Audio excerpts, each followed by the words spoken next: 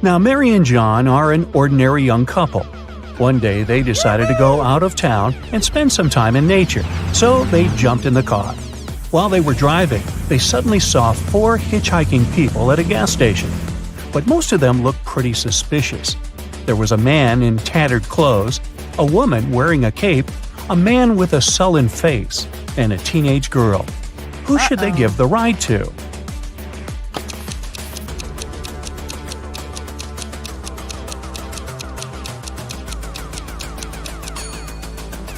Look, the woman in a cape doesn't cast a shadow.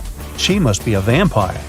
The man with the sullen face has a vampire bite on his neck, so he's now a vampire too. The teenage girl has suspicious claws, so she must be a werewolf. Thus, the man in tattered clothes is the only one who doesn't seem to be dangerous. There's a huge crime spree happening in town. The police are swarmed, and they don't have enough officers to help everyone. The citizens need you. Buckle up and think fast. You have to catch all the criminals right away. Look at the screen and find all the suspicious people in town.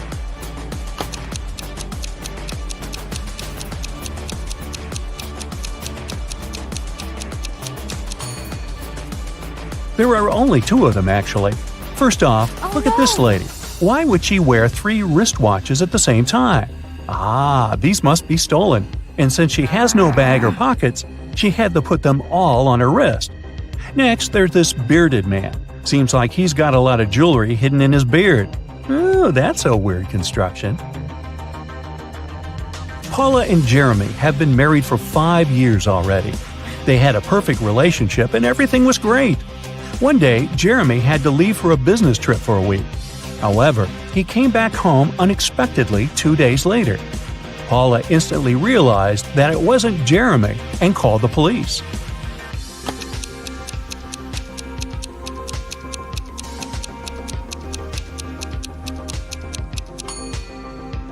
Remember the real Jeremy who took off the wedding ring before he left for a business trip? The man who showed up 2 days later was wearing one. This is what made Paula suspicious.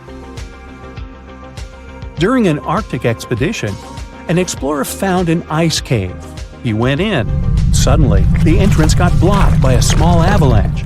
Luckily, there were 3 other passages in the cave. But here's the catch. Each passage has a warning sign for the explorers. It says that the first passage leads to a group of Yeti, the second one leads to a huge group of mammoths, and the third one leads to hungry bears. Which passage should our explorer choose?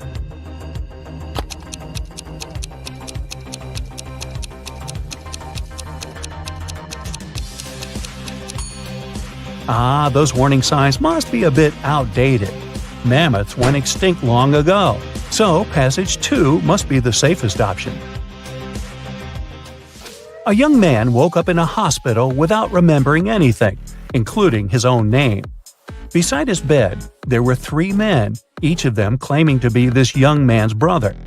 Suddenly, the young man had a couple of flashbacks from his childhood, and he clearly remembered that he only had one brother.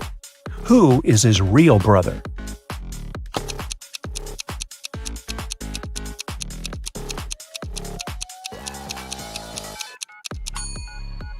The man on the right seems to be his brother. He's the only one who looks like the guy in the bed, plus they have matching tattoos on their arms.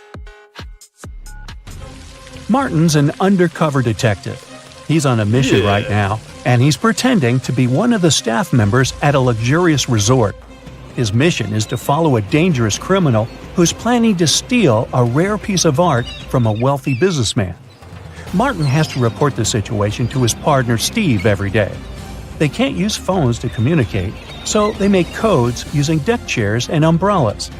If the robbery isn't planned for today, there should be more deck chairs than umbrellas by the pool. If the robbery is planned for today, there should be more umbrellas. Today, Steve's flying in a helicopter over the pool to check the situation. Now, look at what you see and decide whether the robbery is planned for today or not.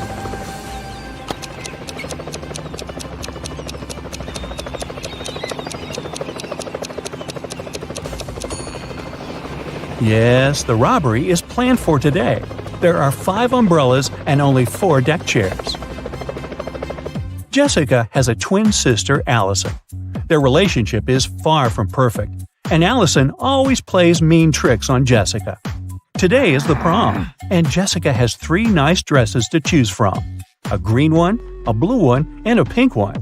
But when she opened her wardrobe, she saw it was a terrible mess. That must have been another nasty prank from Allison. So, what dress should Jessica wear?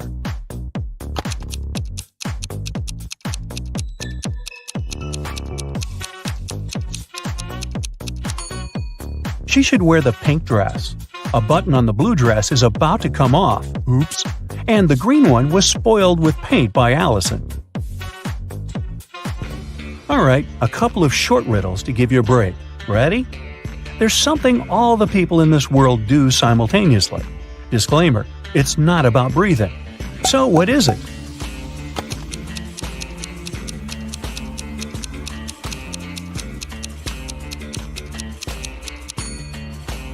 All the people are getting older simultaneously.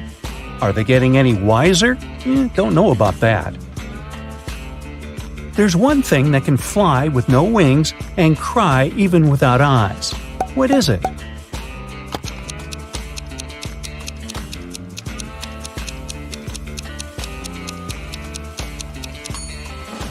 It's a cloud.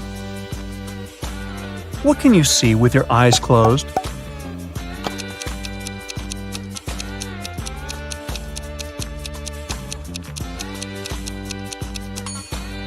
It's a dream. Okay, enough with the easy short riddles. Let's go back to hardcore mode. Emily and Mary are putting on their makeup, getting ready to go out and have fun. They use pretty much the same things. Phones look similar, the same with lipsticks, clothes, and everything else. So, who's poor?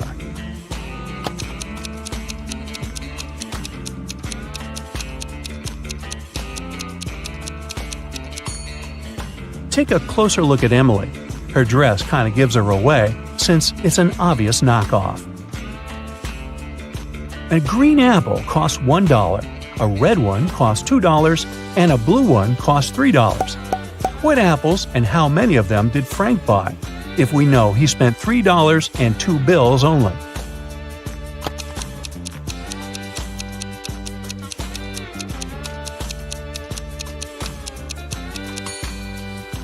Frank bought a green one and a red one.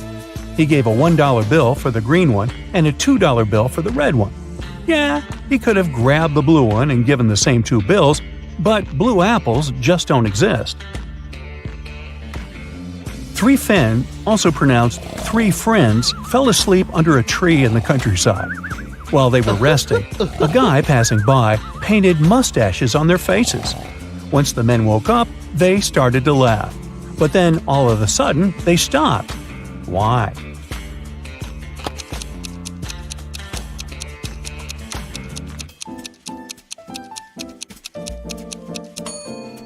Well, at first, they saw the mustaches on their friends' faces and found it funny. But then, they realized their friends were laughing too. It meant that they had mustaches on their faces as well. Aunt Jean is a huge fan of cats. She lives in a 1-story house. She has cat garden statues, a cat rug, cat wallpapers, cat cushions, and even on the fridge there are cat photos. Not to mention all 30 cats that live in her house. What painting is there upstairs?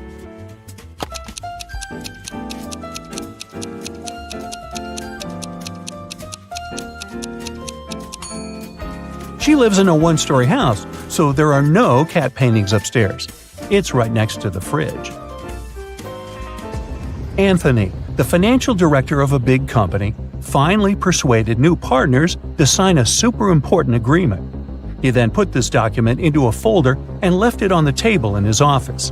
When he arrived at work the next morning, the folder was gone. John gathered all the employees who were in the office at that time and asked them if they had noticed anything weird. The cleaning lady said that she had been busy washing the floor and hadn't paid attention to anything around. The designer explained that he hadn't left his working place even once. What's more, being an artist, he didn't have any interest in agreement documents. The accountant admitted that he had entered John's office to have some documents signed, but once he noticed there was no one inside, he immediately left. So, who took the folder with the agreement?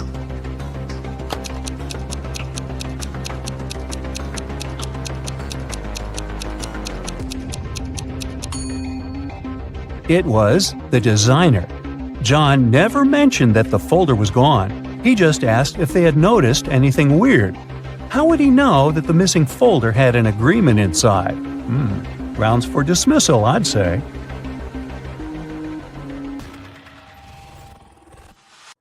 When it was finally time to board the plane, it turned out that there were no more economy class seats left. Kim and Ashley were offered to fly in business class. Oh, yes. There, the girls saw 3 people. When the flight attendant served them fresh juice, she whispered that Kim and Ashley were extremely lucky. They were about to travel next to a famous Italian billionaire. Oh. Can you guess which of these passengers is the billionaire?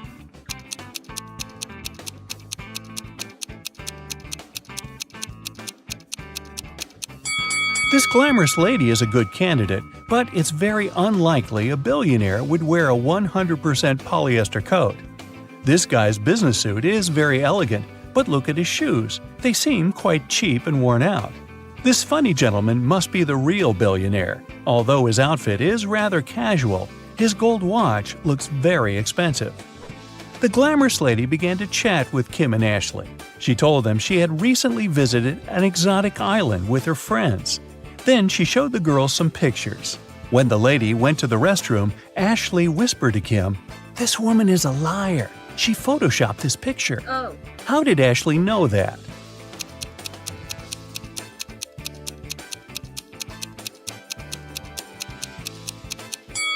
It's all about the shadows. They all look natural, except this one. People are sitting in their seats. The lights turn off. Someone is chewing popcorn. Someone is drinking soda. The movie starts. This is a horror movie. Someone screams. The ticket taker enters the hall. Several people haven't paid for their tickets. Guess who?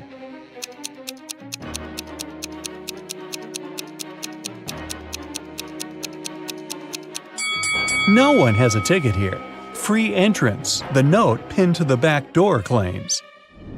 Once, on a cold winter night, someone stole jewelry from a famous singer's house. The thief didn't manage to run far away because a police car was passing by. The burglar hid the bag with the jewelry in the snow and disappeared into the crowd. Detective Anderson managed to catch 2 suspects. Look at them and try to guess who robbed the singer.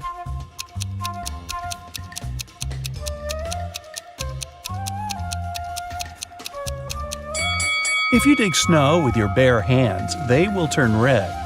This man has red fingers and palms. But that woman could dig snow wearing a pair of gloves, so she could be the thief too. But she wouldn't be able to run in such high heels. After the meeting, Zoe unboxed a delivery from a popular writer. He sent Zoe his new masterpiece in secret. Zoe didn't say anything about this to her colleagues, but one of them was actually trying to steal the script. Can you guess who this person is?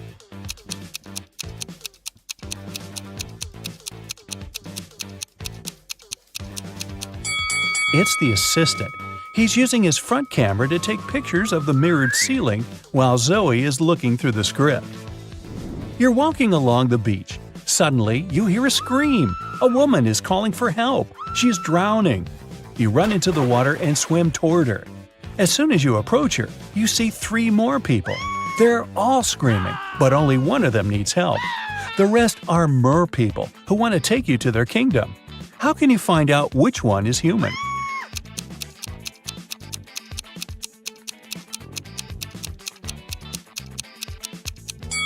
Dive under the water to see who has a fishtail. Richard likes abandoned buildings and old castles. Today, he's going to check a huge house that belonged to a vampire a long time ago. Well, that's what the legends say. Richard certainly doesn't believe this. He takes his camera and sets off. It's dark and cold inside the house. Crackling sounds are coming from the corridor. Richard shines a flashlight and sees 3 vampires. Richard starts running away, but then he stops and returns. It seems these vampires are fake. How did the guy understand this?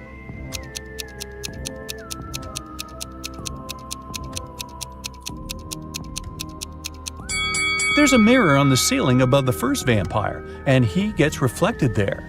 The second vampire has no fangs.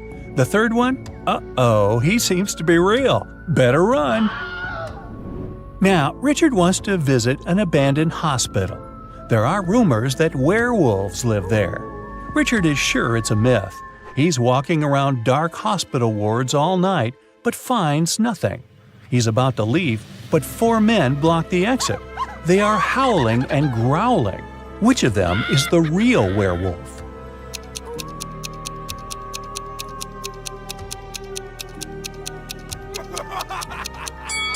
No one. The full moon is shining through the windows, but these people haven't turned into monsters. But still, Richard runs away. It seems these guys are really crazy.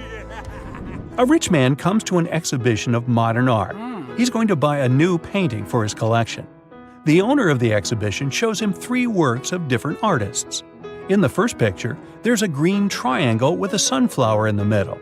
The second painting is of a tiger taking a selfie on its phone. In the third picture, there's a flying house. The collector is sure that one of the paintings is fake. Which one?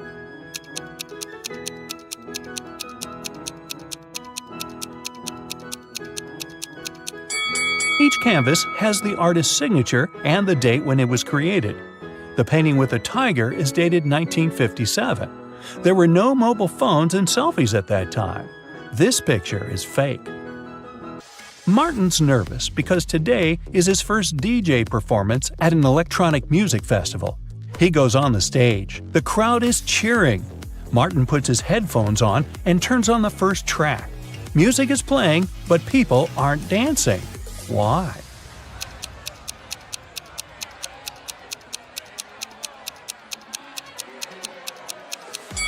The music is only playing in the DJ's headphones. Martin hasn't connected the wire to the speakers, see? Jack is walking through an ancient, abandoned city in the desert. Treasure is hidden somewhere here. Jack checks the map and finds the right place. He starts digging. 6 hours later, exhausted, he hits something with a shovel. It's a chest. Jack pulls it out of the ground, rips off the rusty lock, and opens it. The chest is filled with ancient gold coins. Each of them costs hundreds of thousands of dollars. Now Jack is incredibly rich. But he shouldn't be happy because all the coins are fake. Why is that?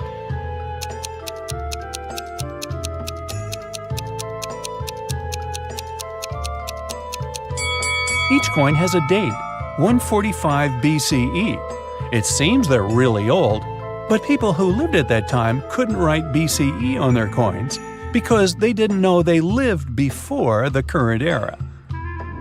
A university professor enters a lecture hall where his colleague, an elderly teacher, is giving a lecture on quantum physics.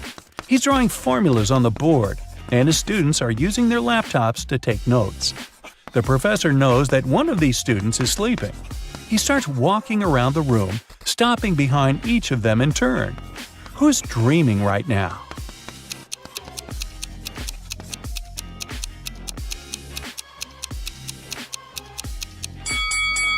Almost all of the students are writing the formulas down in their laptops, except that one. His screen is off. That's because he's fallen asleep. Detective Anderson is chasing a robber dressed in a tuxedo. Suddenly, the criminal runs inside a huge hall. All the people there are formally dressed. Help Detective Anderson find the suspect among them.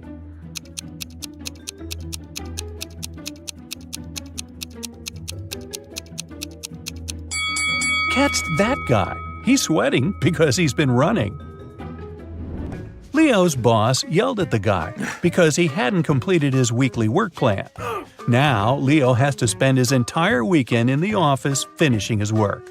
The boss took Leo's magnetic card so that he couldn't leave the building. Several hours had passed. Leo feels hungry. There's no water or food in the office, but there's a fridge and cooler in the next room behind the door with a magnetic lock. On Monday, Leo gives his boss the completed report. Somehow, the guy managed to get food and water. How did he do it?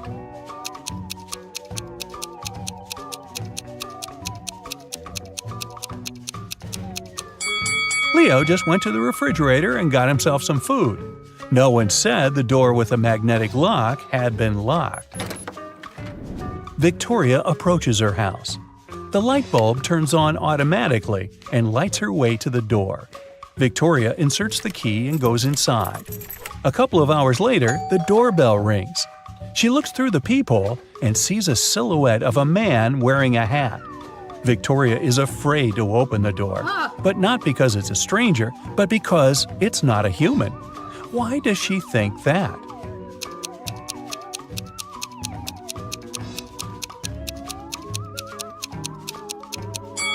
The light sensor didn't work, so there's no physical body outside. There's a huge airplane hangar on the edge of the desert. Pilot Tyler steps inside and notices a cat sleeping near the ceiling on one of the beams. Tyler decides to save it. There are no stairs and nothing else that can be used to get there. The only thing Tyler sees is a large puddle of water on the floor. How did the cat get there?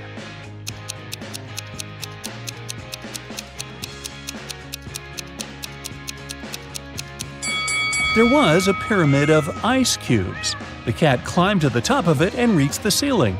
Then the ice melted and left the puddle. Gee, I guess I won't mention my theory about the cat drinking so much water to the point of bursting, which then propels the cat up in the air and, well, let's stick with the ice cubes. Margaret, Rachel, and Diana are walking down the street, sharing their plans for the weekend. The girls look rich, but only one of them has a lot of money. Who is it?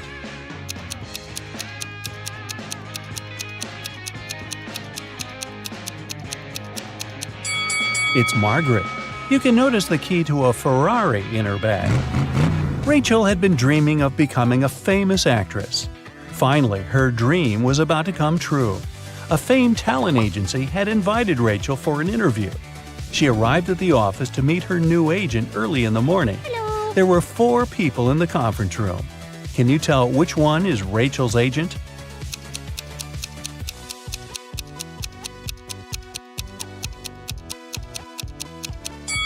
This guy is the only person who doesn't have an employee badge, so he's probably a guest too. This man is wearing a classy, expensive suit, but he brought coffee for everyone. He's an assistant. This lady's mug says "World's Best Lawyer," so she's probably responsible for legal issues. And this relaxed lady over there is Rachel's agent, Zoe. Zoe offered Rachel to take a seat. Which place should Rachel choose?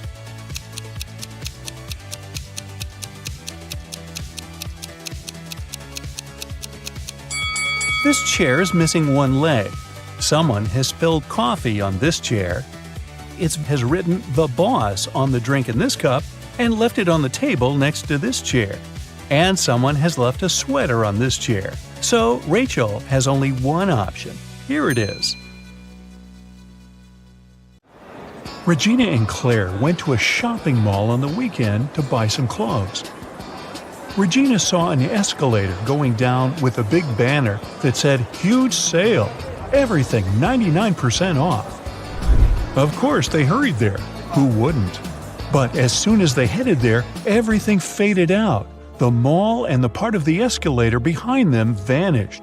It got all dark, and they had no other option but to go where the escalator would take them. They arrived at a place where they couldn't see anything. Regina yelled for help. Suddenly, 3 signs appeared in front of them. The first one said, "This leads to a sea filled with flesh-eating mutant sharks." The second went, "This leads to a forest with brain-sucking zombie mosquitoes." And the third one said, "This leads to a cave covered with sharp rocks and bats with giant claws." Which one should they choose?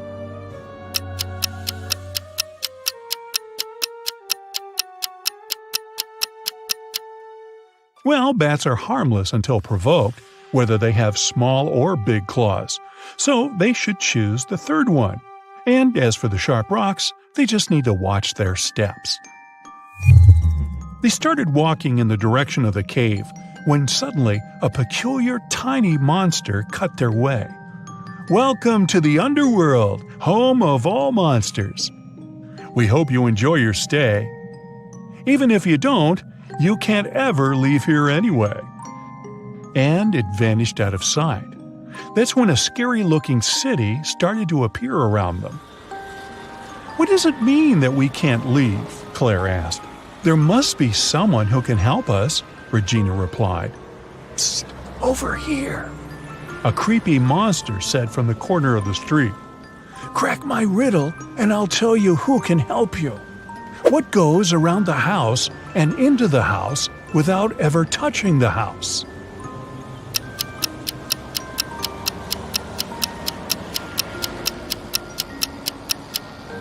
It's the sun. So, if you want to see it again, go to the restaurant called Cantina Hella and find the only human there. He might help you. And the monster left. Regina and Claire found it, but a bodyguard stopped them at the entrance. "Password?" "We don't have it," Regina said. The bodyguard handed them a piece of paper with these numbers on it. The number that comes next is the password. Can you figure it out?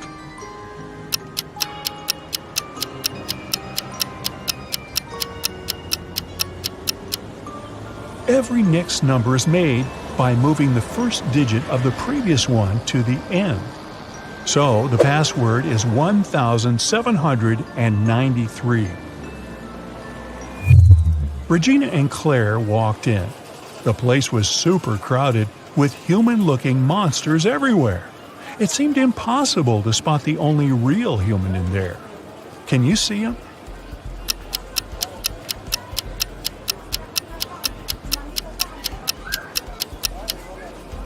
Well, the others may look human, but if you take a closer look, you can see their tails, fangs, horns, and all that. But this guy here doesn't have any of that, so he must be who they're looking for. Regina and Claire approached the man. His name was Eddie. They told him all about what they'd been through. He said, "I know how you can get back. I do travel to Earth and back here all the time. I'll help you. Meet me here in an hour." Then he gave them his card and left. On it, there was strange writing. Can you decipher it?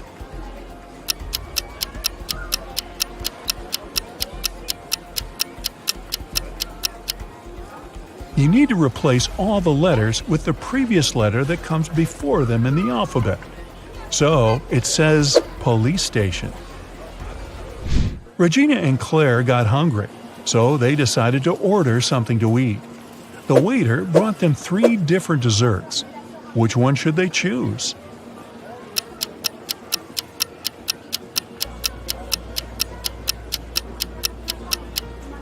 Did you notice that the eyes on the first one are actually blinking?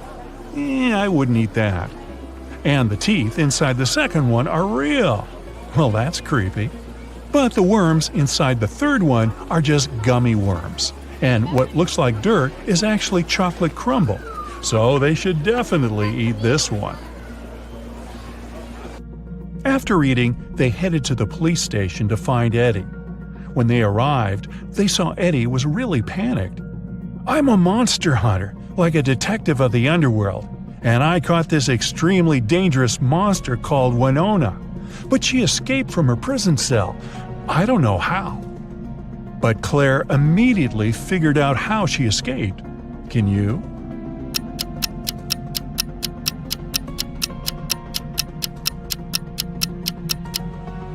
Look at the poster on the wall. It's moving slightly. There must be an airflow behind it that is coming from a tunnel. Suddenly, a guardian rushed next to them and said, "Sir, someone claimed they spotted Winona at the gym." Everyone rushed there. The receptionist silently pointed them in the direction of the changing cabins. They saw the feet of 3 different monsters in 3 different changing rooms. One of them was Winona. Can you tell which one?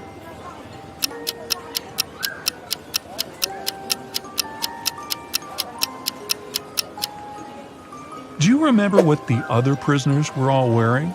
The monster in the third cabin is wearing the same thing, so she must be Winona.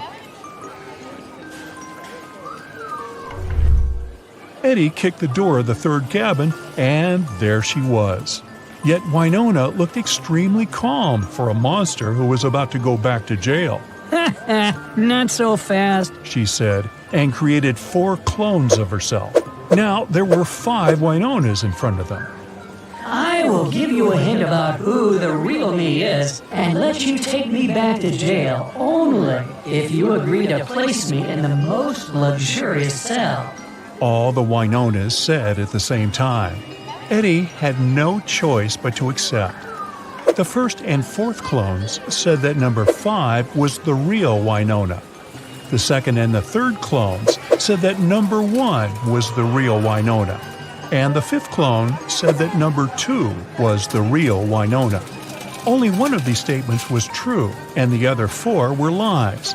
So, can you tell which clone is actually the real one?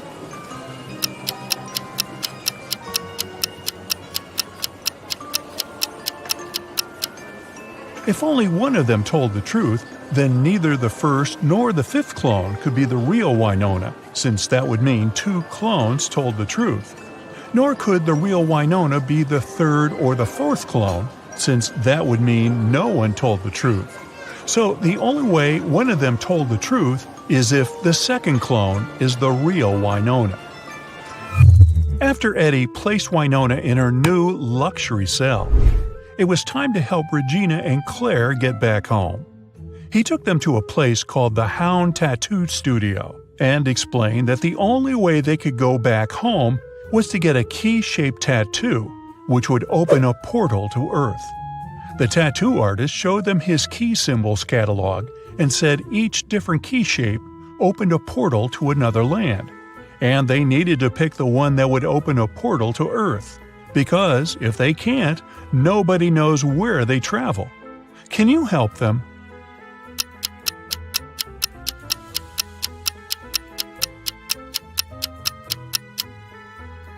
Remember, Eddie told them that he travels to the Earth all the time. Then he must have the Earth portal key tattoo as well. Now, let's take a closer look at all his tattoos. Here is the key-shaped one, and this key on the catalog is the same. So it must be the one that will help them go back home. After their tattoos were complete, Eddie activated their magic to send them home. Regina and Claire felt dizzy, as if falling through a rabbit hole. Then, suddenly, they woke up in their bedrooms at home. Wait, none of that was real? How do you think they can tell if this was all a dream or not?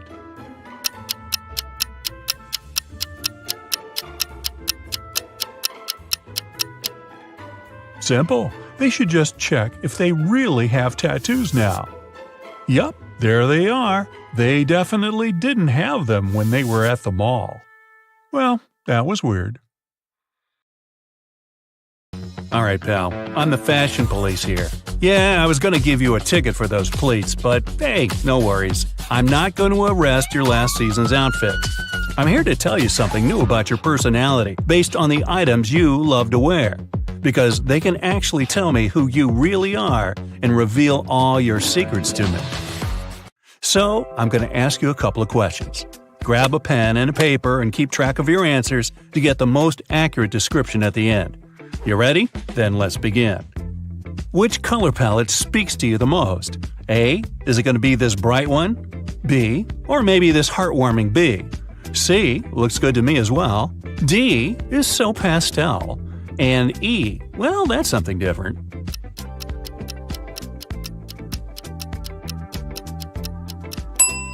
Two. What is a pattern you like to wear? A. Floral, but make it more abstract. B. Plaids. C. Stripes. D. Animal prints. E. I like to keep things plain.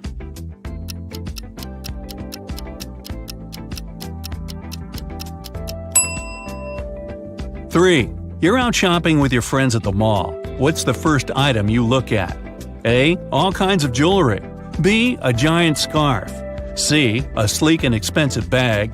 D. I head to the makeup section first. I mean, you do.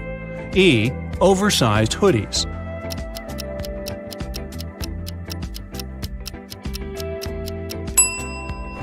4. What would be your ideal place to live?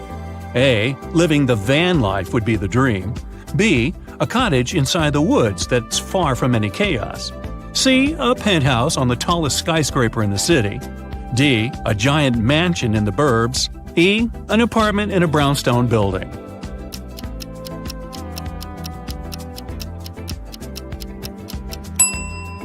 Five. Which statement do you agree with?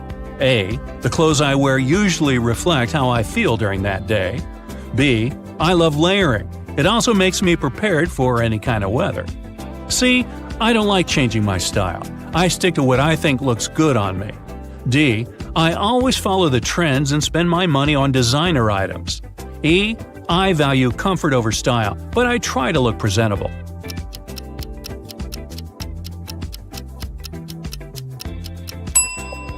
Six. What is something you will never wear? A. I'll wear it if I feel like it. B. Neon colors. C. Cargo pants. D. Ripped jeans. E. Anything with sequins.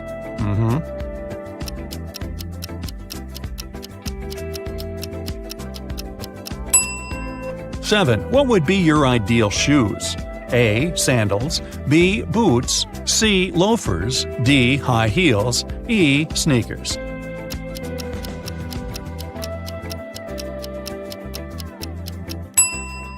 8. What do you think about accessories? A. The more the better. B. I have a necklace I wear every day. It brings me luck. C. An expensive watch is the best accessory. It's also practical. D. I wear diamonds all the time. E. Less is more.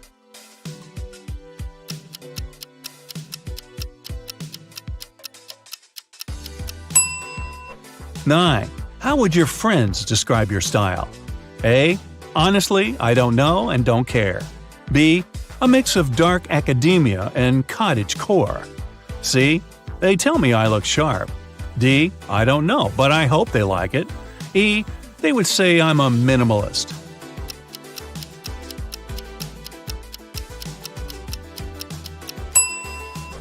(10) What do you tend to wear when traveling? A. Whatever I find lying on the ground in my messy room is fine. B. A cozy sweater and jeans. C. A suit. D. Full makeup. E. A t-shirt and sweatpants.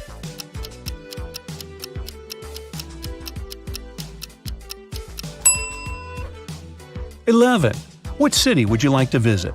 A. Rio. B. Edinburgh. C. New York. D. Monte Carlo. E. Copenhagen.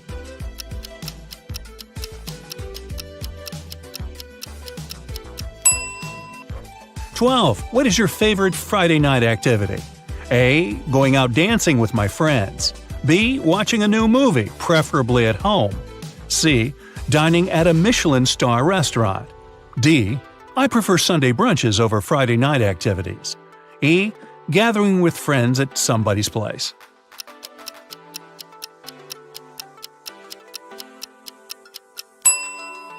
13. Where do you like to shop? A. Wherever I feel like. B. I shop online and check vintage stores. C. I usually visit a tailor for custom-made clothes that fit me perfectly. D. I shop at designer stores only. E. Retail stores have everything I want.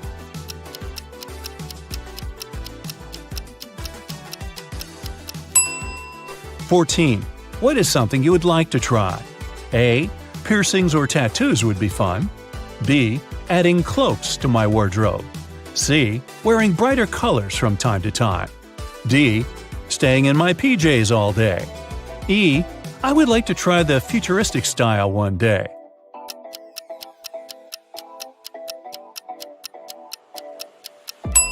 Well, pal, that's it for questions. Now, let's see what your style tells me about you. If you have mostly A's, it's fair to say you have an edgy style. You're a bold person who likes to show your personality. You're comfortable in your own skin. You aren't afraid to be different and don't like being bound by rules and restrictions. You're a bit of a rebel. That's why you don't really care whether a shirt goes well with a coat or if the color of your bag matches the color of your shoes. The word impossible doesn't exist in your vocabulary. You are very creative and smart. You have an unconventional way of thinking. You are also a dreamer and a bit of a romantic. That's why you think if you put your mind to it, there is nothing you can't achieve. We need more free spirits like you. If you have mostly B's, you're a nostalgic one. That's why you enjoy the fashion of the past decades. You try to interpret it in your life and create more modern looks with those old trends. You value wisdom the most. That's why you love to read lots of books and learn new things. You're a mysterious person who doesn't let people in easily. It takes time for you to trust and open up. But those who are a part of your life are so lucky because there is nothing you won't do to protect them or make them feel loved and happy. Your favorite season is likely the fall, and you're probably a night owl. You don't like being in crowded places. It drains your energy. You prefer spending time alone in nature. It makes you feel powerful.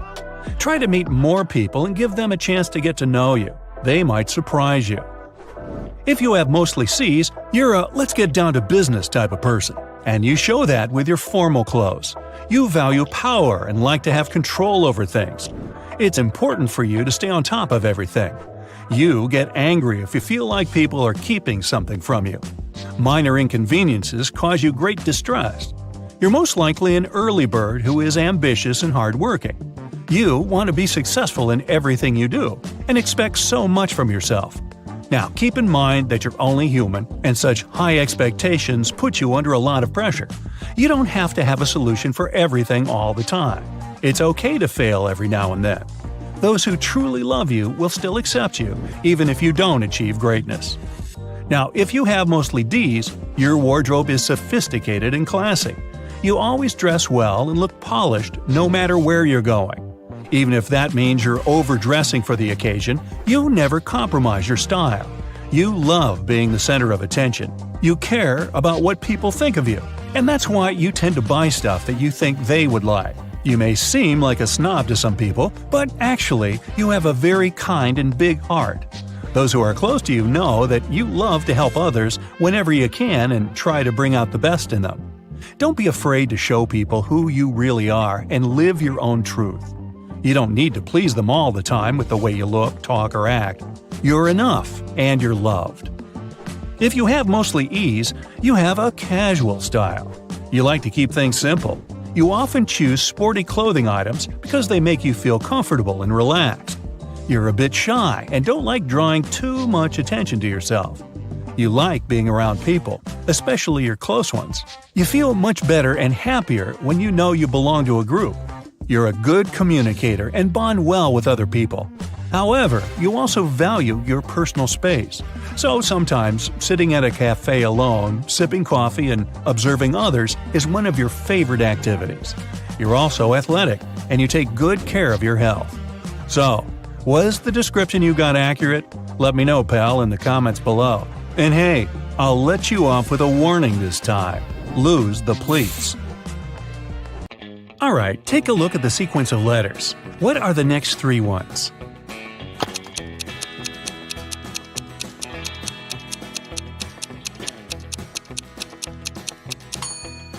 Each of the letters is the first one of the numbers from 1. O stands for 1, T for 2, T for 3, F for 4, F for 5, S for 6, and S for 7. Then there must be E for 8, N for 9, and T for 10. And that's today's alphabet lesson. Take a look at the picture and tell who's a ghost.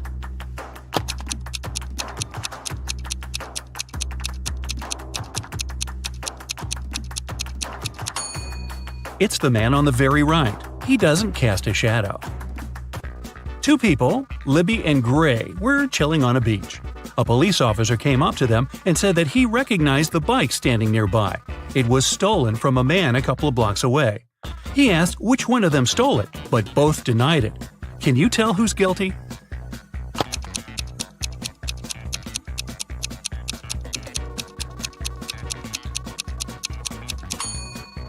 Take a look at the footprints. They lead from the bike to the place where Libby is sitting, so she must be the one who took it.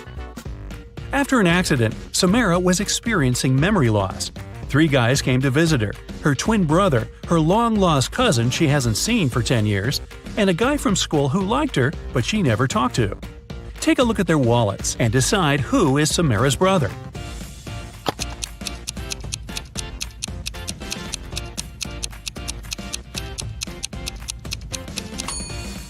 It must be this guy. Look, he has a picture with her. A random guy wouldn't have one. Neither would a long-lost cousin, because the photo wasn't made long ago.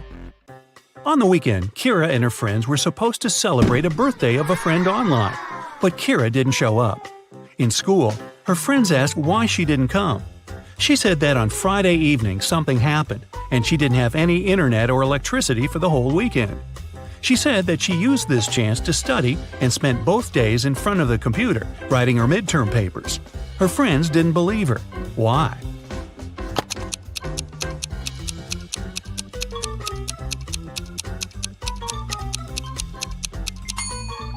If there was no electricity, she wouldn't be able to work on her computer. A PC doesn't work without electricity, duh, and a laptop wouldn't last for 2 days without charging. Lenore accidentally sent a message to her sister instead of her best friend and didn't want her sister to see it. She stole her sister's laptop and tried to delete it. However, the laptop required a password. Luckily, there was a hint: Math 2, Music 2, History 6 5, Drama 2 3. What's the passcode?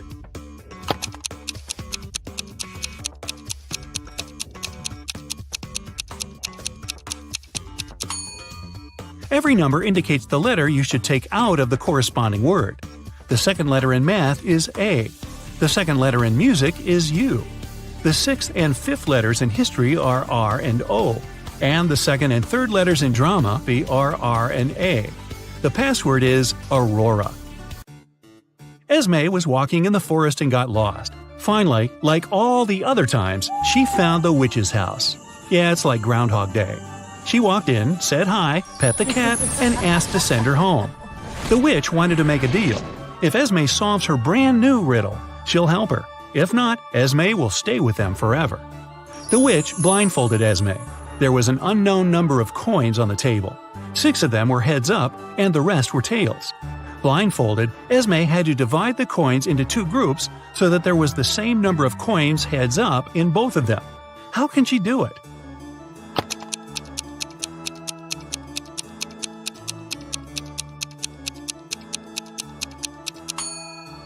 So, since there are 6 coins heads up, Esme grabs 6 random coins and flipped them. No matter how many coins there are and how many heads up ones she picks, it always works. That's because the number of tails up coins she gets among those 6 random ones is exactly how many heads up are left in the other pile. So when she flips them, they'll equalize. Estelle arrived on an island to spend her holiday there. All the locals there always tell the truth, and all the tourists always lie. 2 girls approached her, and one of them said, "Hey, I'm Sylvie, I am a tourist here, and this is Tessa, she's local." Can you tell if the girls are locals or tourists?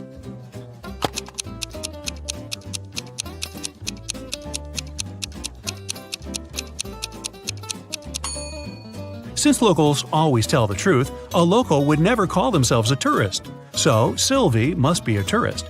But she must be lying about something. If she told the truth about herself, then she's lying about Tessa. Therefore, Tessa is a tourist too. Miss Virginia Dell was a rich young lady. She loved jewelry and kept a collection of her favorite pieces behind the glass in her dressing room. One morning, she walked in and found that someone broke the glass and stole her jewelry.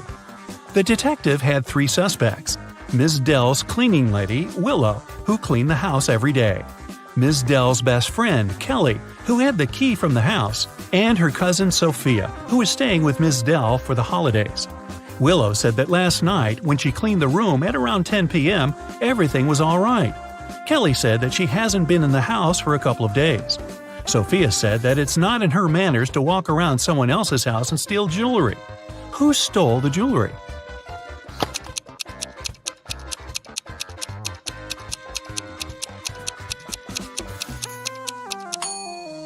It's the cleaning lady. It seems like right after she broke the glass and stole the jewelry, she wiped off the pieces of glass while cleaning as well. It was a stormy night, and Alana and her sister stayed up late watching a soap opera. In the middle, there was a weather forecast. The weather lady said it'd keep raining for 2 more days, but in 72 hours, it'd be bright and sunny. Alana turned to her sister and said that the weather lady was wrong. Indeed, Alana was right. How did she know?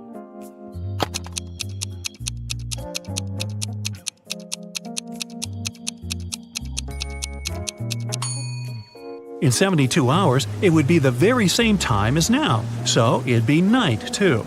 It can't possibly be bright and sunny at night.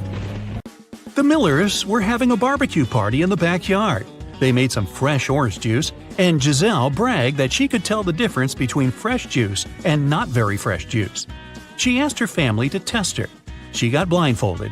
Her brother brought some old juice from the fridge and let her drink it, and then he gave her some fresh juice.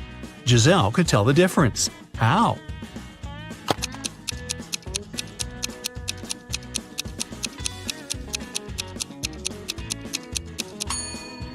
The older juice from the fridge was colder than the fresh one was outside. Mr. Thompson was a strict English teacher who never allowed electronics in class and read all the paper notes aloud in class, so the students had to be conspirative. Once, he read out the following note: 1, 2, 8, 13, 5, 31, 3, 15. I love this book. I used to read it every month. Can you decode what the note says?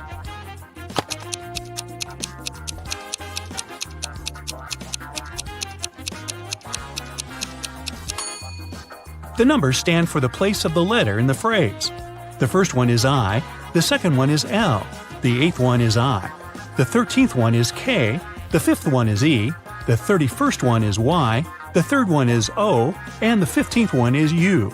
The note says, I like you. Ah. It was a lazy day, and it just started raining when Mr. Jones called a police officer. He said someone just bumped into his car and drove away. The police officer arrived. The only person not too far away from the place of the accident was a man trying to fix his tire. Mr. Jones says that's the gentleman who bumped into his car. However, the gentleman said that it couldn't be true because he was busy fixing his car the whole time. Can you tell who's lying?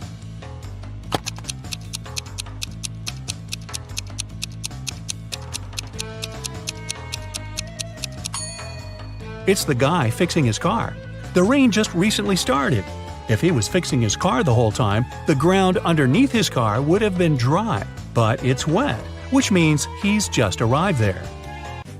Brittany was having a costume birthday party. A detective came in the middle of the celebration, saying he's looking for a robber who must be there, pretending to be a guest. Take a look at the people and say who the detective's main suspect was.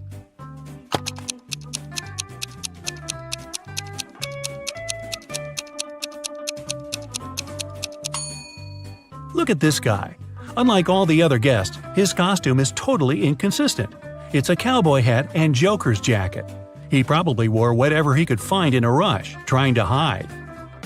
Yvonne went on a business trip and asked her boyfriend, Dale, to go and buy her a special chocolate bar from a man who came there once a month at midday.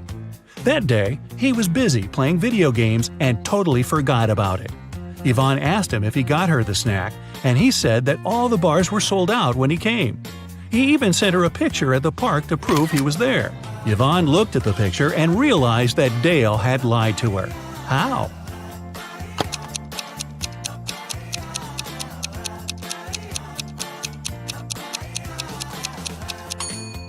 The shadows are too long, so it can't be midday since shadows disappear at noon. And the clock that says it's noon could have been photoshopped. 5 students stand in line. Adeline isn't next to Cleo. Bellamy isn't next to Danica or Cleo. Nor Cleo nor Bellamy are next to Eloise. From your perspective, Danica is on the left of Eloise. What are each girl's names?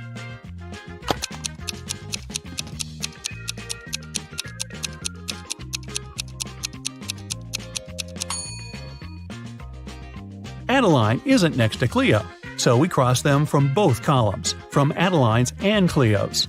Bellamy isn't next to Danica and Cleo. Danica and Cleo are both not next to Bellamy then. Cleo or Bellamy are not next to Eloise, and Eloise isn't next to them. Now, both Bellamy and Cleo have one neighbor, so they must be on the sides. But we don't know who's on the left and who's on the right. Let's try both. Bellamy's neighbor is Adeline. Cleo's neighbor is Danica. So, in both cases, Eloise is in the middle. Now, let's remember the last condition that Danica is on the left of Eloise. So, the first order is correct. It's Cleo, Danica, Eloise, Adeline, and Bellamy. Whew! Today, I'm going to put your attentiveness to the test. Pay attention to every little detail, and you'll solve all the riddles in no time. Mark was walking along the river when he heard someone screaming. It was a young woman who was drowning. The guy immediately left his jacket and backpack on the ground and jumped into the water. Luckily, he was on time. When Mark pulled the woman out of the river, he saw a passerby standing next to his stuff. Unfortunately, I can't swim, but I looked after your things, the man said. Then why did you rummage in my backpack? Mark asked. How did he understand someone had opened his backpack?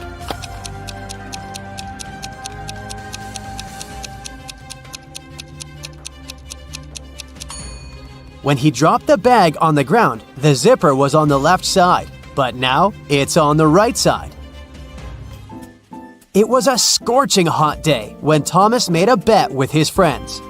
At that time, they were chilling in the garden, drinking water and lemonade. Thomas told his friends that water produced by different companies tasted different too. You can blindfold me. I'll take a sip from 2 bottles of water, the one we have on the table and the one from a different producer. I saw it in the kitchen. I bet I'll be able to tell the difference. Then he did exactly that. His friends were ready to give Thomas the money he had won. But one of them cut in. You were cheating, he said. Why did he think so?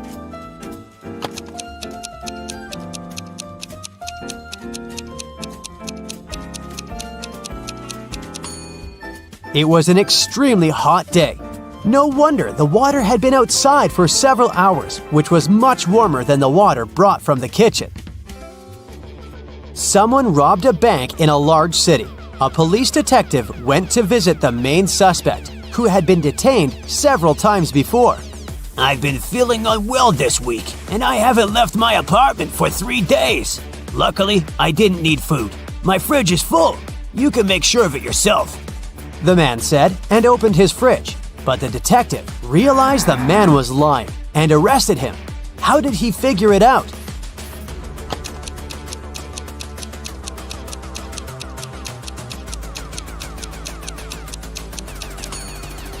First of all, that loaf of bread on the table looks fresh. Plus, if the man had been staying inside for 3 days already, his fridge wouldn't be so full. Mr. Black sold beautiful, rare vases. There were dozens of them on the shelves of his store. One day, the man called the police. When they arrived, the owner had his head bandaged and his store was a mess. Some guys in masks ran into my store and grabbed the money and the most expensive vases. Then they hit me on the head and I blacked out.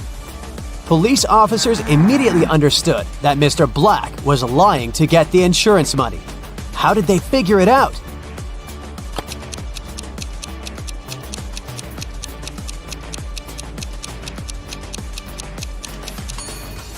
Even though most of the vases are on the floor, they aren't even cracked. But if the vases had fallen down from the shelves during the robbery, they would have been shattered. Look at these 2 bloggers. As you see, they both seem to be very popular. They also have the same amount of likes, but there's something wrong with one of them. She must be hiding something. What is it?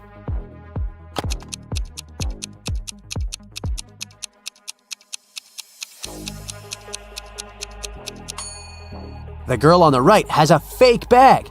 The logo on it looks like that of Chanel, but it's written Gucci underneath. Marcel was driving along a dangerous mountain road.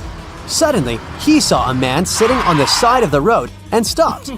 It turned out the man hadn't managed to control his car. It fell off the road and the man got thrown out of the window. And now, his very expensive car was beyond repair. Could you be my witness when I prepare the documents for my insurance company? The man asked Marcel. The guy agreed, but asked the man to show him what was inside the car. The man took the key out of his pocket and unlocked the damaged vehicle. "I won't take part in this fraud," Marcel said. Why did he think the man was lying?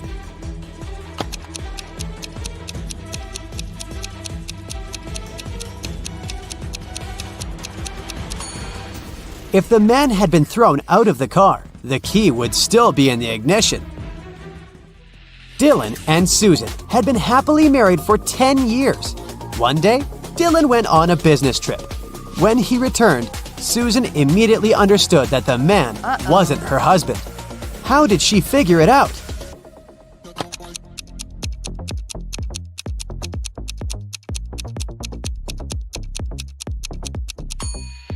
Dylan always wore his wedding ring. If you were attentive, you must have noticed it on his finger. But the man who returned to Susan didn't have the wedding ring. The police found out that a smuggler was going to leave the country through the largest airport in the city. A detective arrived there and detained 3 people who looked suspicious. Look at them and try to figure out who the smuggler is.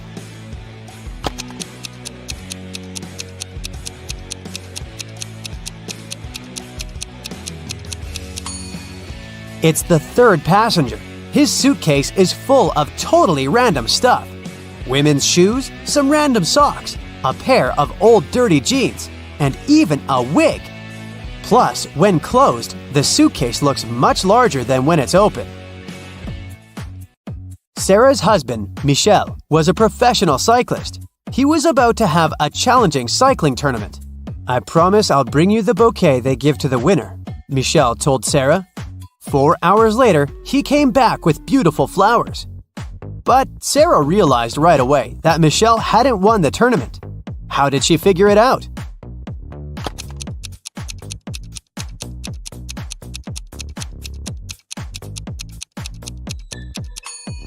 Those flowers are actually from Sarah's garden. The same flowers are growing next to their house.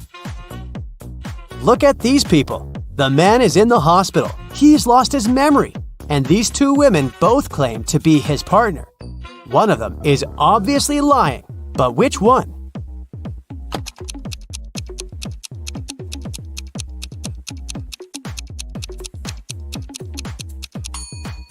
The woman on the left is lying. If they were married, they would have wedding rings on their fingers. Now, there are these 3 people. One of them is lying. Who is it?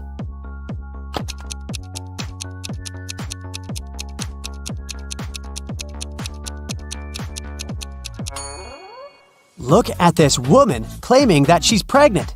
See that Adam's apple? It's a man. He can't be pregnant. Look at these people. Can you figure out who's a vampire?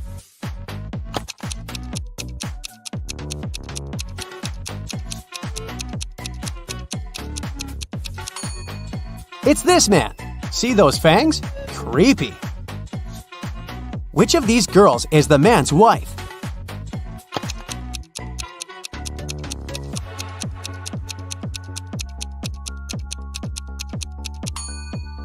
It's the girl on the right. She's wearing a necklace saying Kate, and the man has a tattoo with the same name on his arm. A store security guard stopped a man who was leaving a clothing store. "The sales assistant claims you've stolen a pair of expensive gloves." These are my gloves. I've had them for ages. But the security guard immediately understood the man was lying. How?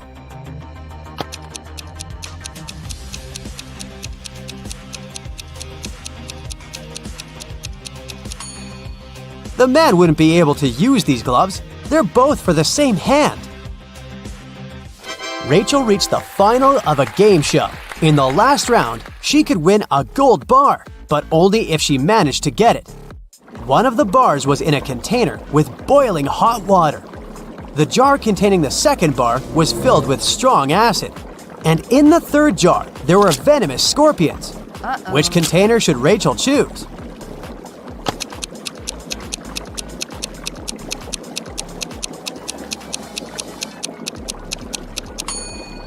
The woman just needs to wait until the water in the first jar cools down and take the gold bar.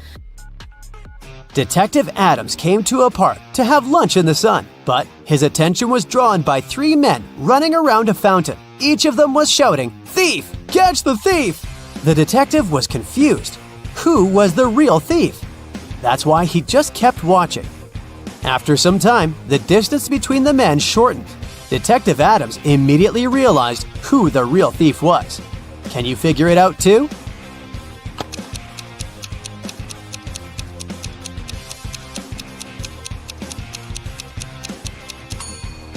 If the third man was the thief, the second one would only have to turn around to catch him.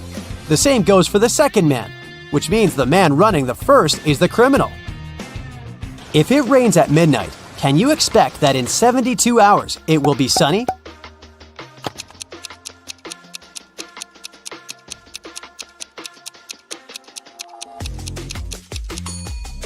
No way! In 72 hours, it's gonna be night again. Can you crack this rebus puzzle?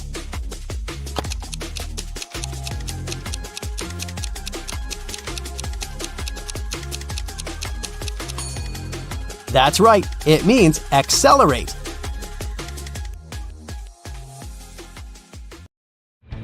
Ashley is a stewardess. She finds this cute puppy running around in the airport. 3 people come over and claim to be its owner. Can you guess who's telling the truth?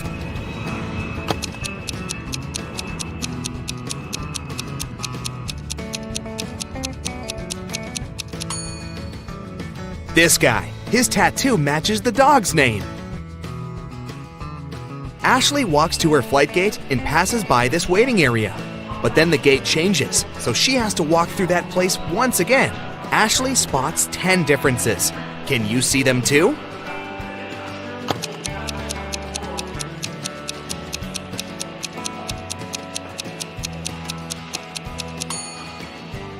Here they are. Ashley is checking passengers' passports before letting people on board. Suddenly, the security service calls her with a warning. One of the passengers is using a fake ID. Ashley finds 3 suspects. Can you spot the fake passport out?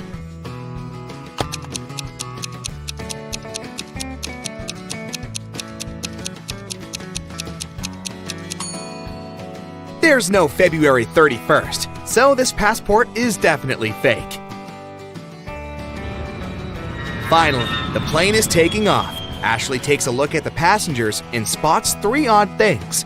Can you see them too?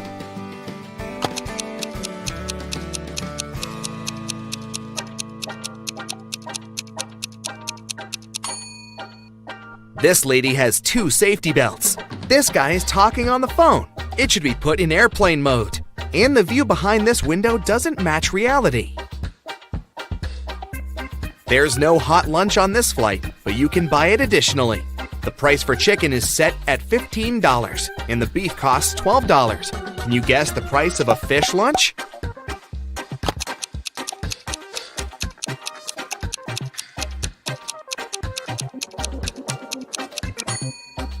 The cost of one vowel is $5, and the cost of a consonant, $1. Fish has 3 consonants and 1 vowel, so it costs $8. One of the passengers, Josh, calls Ashley. He begins to complain. Someone had stolen my phone when I was in the toilet. Ashley questions 3 people sitting nearby. What happened when Josh was away? Chelsea says, "Sorry, I was watching a movie, so I didn't look around at all." Bobby says, "I was reading a book, but I think I heard the sound of a rustled plastic bag." And Nina says, "I was sleeping. You woke me up with your stupid questions. Who stole the phone?"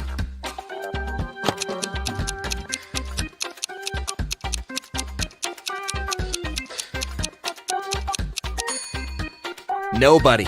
It's still in Jeff's pocket.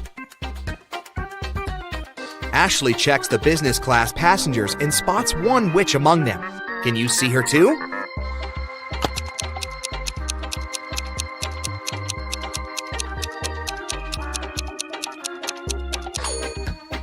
This lady is hiding a magic wand.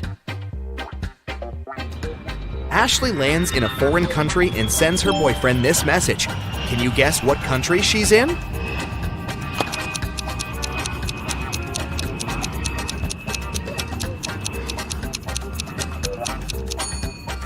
Singapore.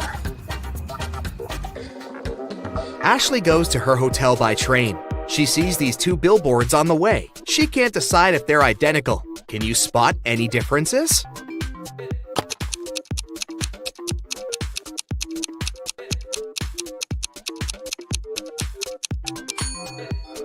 In fact, there are 5 differences. Ashley goes to the local restaurant. There's an open kitchen, and she can see the chef at work. Ashley makes an order and leaves for the ladies' room for a while. When she returns, she spots 10 differences in the kitchen. Can you see them too?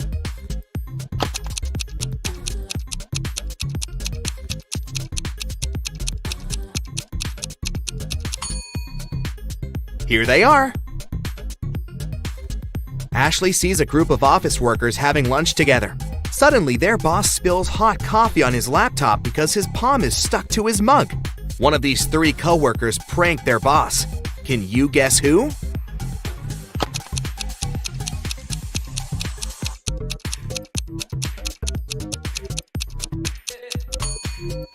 It's the lady in the middle. She's wearing double-sided tape as a bracelet.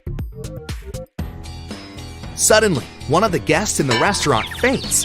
The manager calls an ambulance. The doctors arrive very quickly and take him to the hospital. The police question witnesses. The cook says, "This guy didn't order any food. He just asked for a glass of water." The waitress says, "He looked so gloomy. I decided to cheer him up and served his water in a silver glass." The manager says, "He called us in advance to reserve a table in the corner. He insisted that I must send him an official invitation." And the cleaner says, "I saw him washing hands in the restroom. I swear he didn't have any reflection." Can you guess what happened here?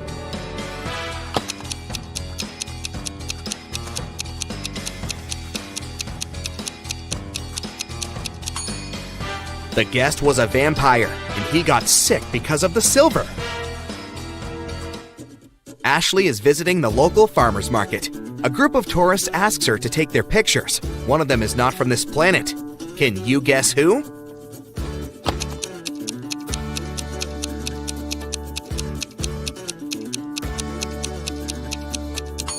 This lady. She's eating a pomegranate with the peel. Ashley wants to chill at this beautiful beach, but she sees a zombie among the guests. Can you spot it too?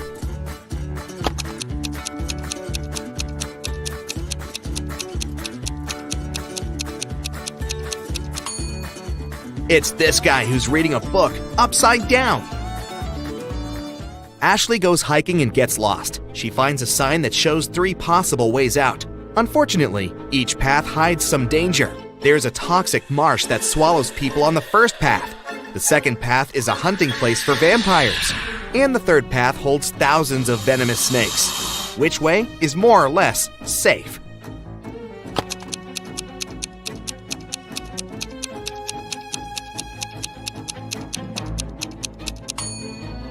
Ashley should choose the second path. Vampires only hunt at night. Ashley, Nellie, Sarah, and Melissa are coworkers and friends. They land in Paris and come to a party together. But at a certain point, they find out that Ashley had disappeared. She was locked in the basement of the music hall. Can you guess who did it?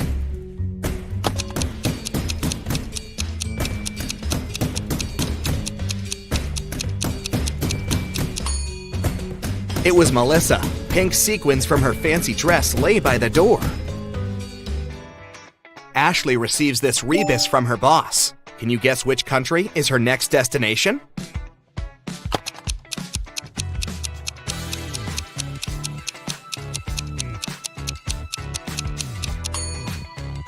She's going to Belgium. Ashley is packing her bags for the trip. How many emojis can you see here?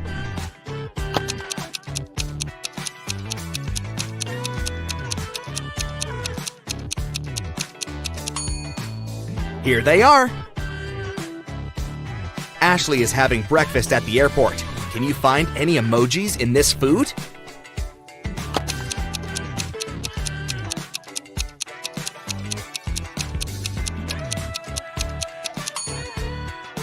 There are 3, actually. In the waiting area, Ashley meets her old school friend, Kelly. They go to the local coffee shop to chat. Suddenly, Kelly begins to yell, "Please help me! My suitcase is gone!" Ashley questions 3 witnesses. One of the passengers, Paul, says, "This is my suitcase. I've already wrapped it in plastic to protect it from scratches." Nina says, "I went to the restroom and asked the barista to look after my luggage." And the barista says, "I looked after Nina's luggage and I didn't look around. Sorry." Can you figure out the thief?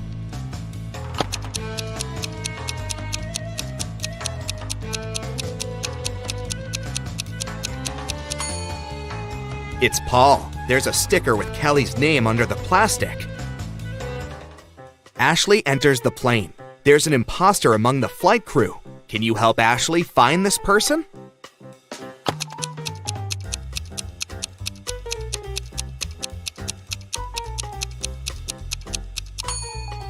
It's this stewardess. Take a look at her uniform. The air company logo is a little different compared to all the others. Ashley lands in Brussels. She walks into the local park and takes 2 pictures. Can you find 10 differences between them?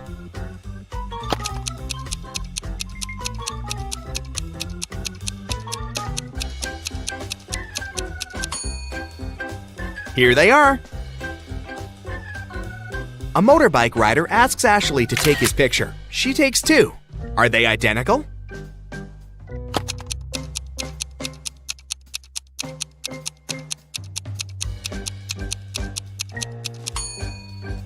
There are 3 differences, actually.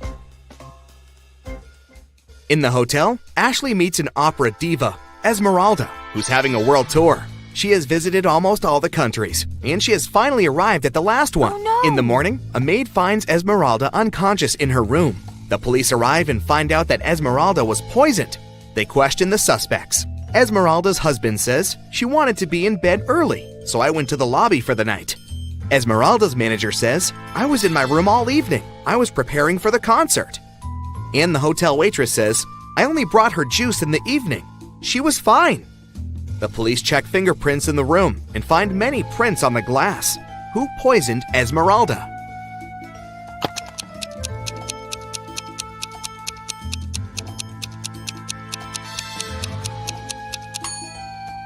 It was the manager. She said she didn't leave the room, but there are prints on the glass. In the morning, Ashley is having her next flight, but her taxi breaks on the way. She's stuck at the gas station 50 miles away from the airport. 3 drivers stop, offering to give Ashley a ride. Which car would you choose?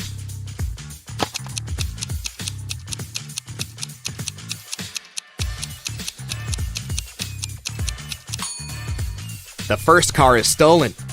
And the 3rd driver is a runaway criminal, so Ashley should choose the 2nd car.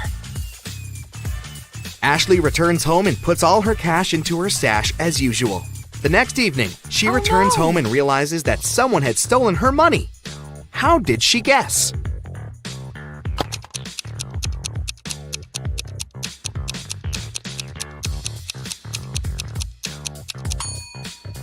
Ashley's cash was in the globe. Its parts don't match anymore. Somebody opened it when Ashley was out.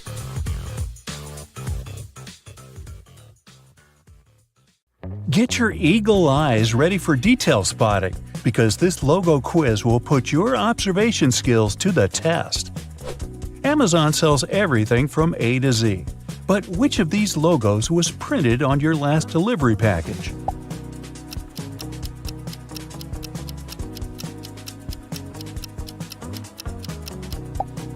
Yup, Amazon keeps its Z the same color.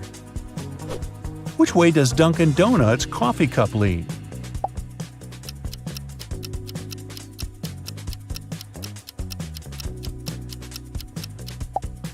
Away from the words. Hey, good to know. We all use Google every day, but do you recognize its real logo?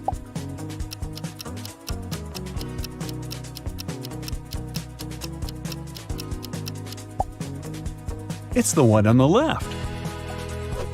Subway or Subway?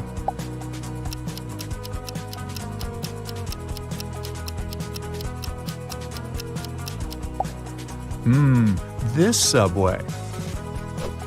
When I eat chips, I don't pay close attention to the logo on the bag. Do you?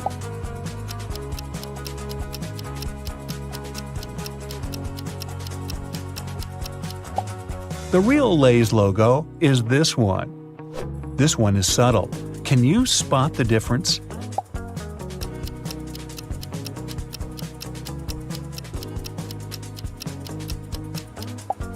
Adobe's logo actually looks like this one. Are you a space fiend? Can you pick out NASA's real logo?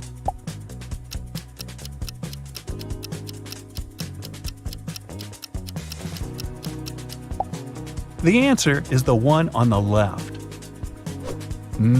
This brand makes cold, creamy treats. Which one of these logos is correct?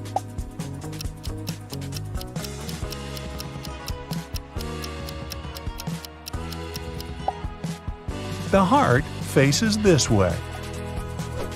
Do you have the energy to figure this one out?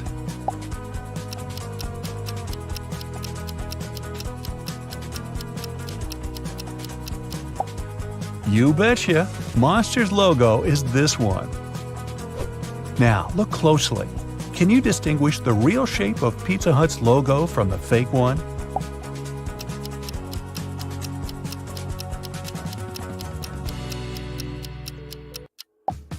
This one is the real deal. Does the eBay logo start with red or blue?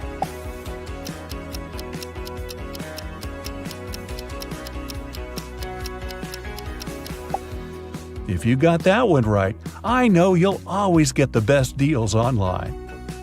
Starbright, Starlight, which amount of stars is correct?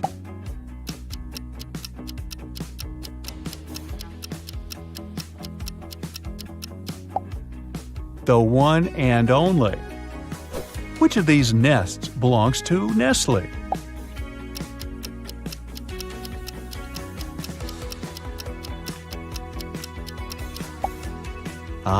Mama Bird is on the right. Do you have the Intel on Intel's logo?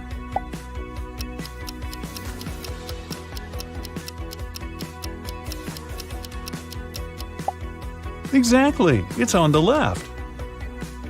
LG's logo looks like a face, but how many eyes does it have?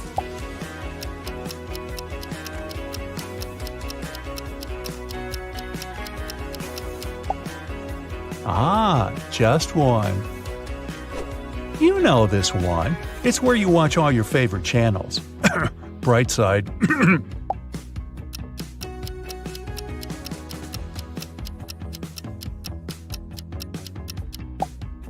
Yep, I knew you'd get this one. Nay. Or more like vroom vroom. Which one is Ferrari's logo?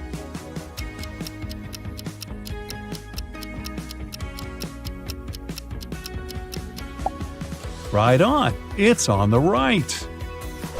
Speaking of driving, how well do you know Drive's logo?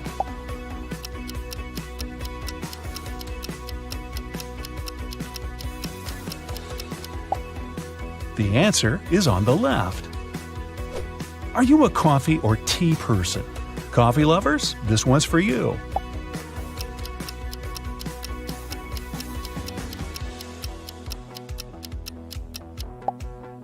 It's the one on the left.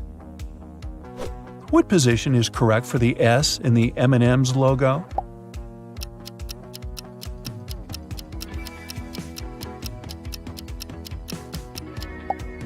Yeah, the one on the right just looks better, doesn't it? Dell's slanted E sure has a lot of character, but which way does it droop?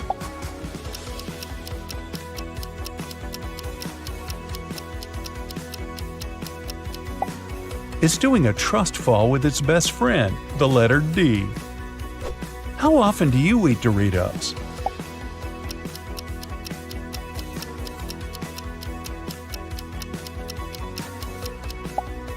If you got this one right, they must be your favorite. Sprite is lemon-lime flavored, or is it lime-lemon? You tell me.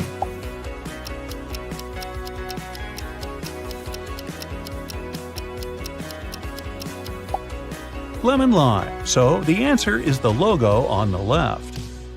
Can you tell which of these is the way that Frito's logo is actually angled?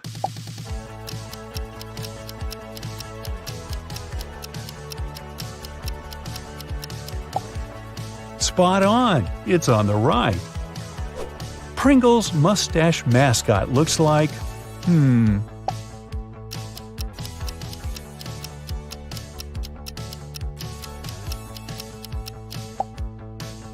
this one. Which of these Cheetos logos is the big cheese?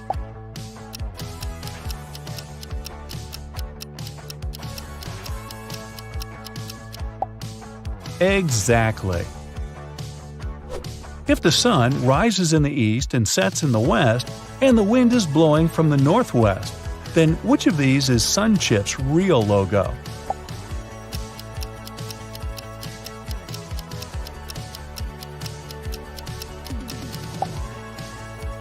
This one, of course. Ready for round 2? Can you name these brands from these simplified designs? First one. Can you make out what these shapes actually are?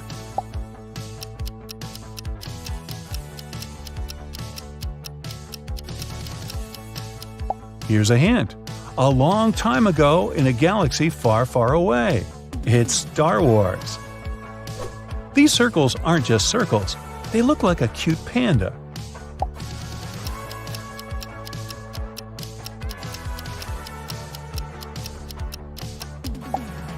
This panda belongs to the World Wildlife Foundation. Orange circles and pink circles. What could that mean?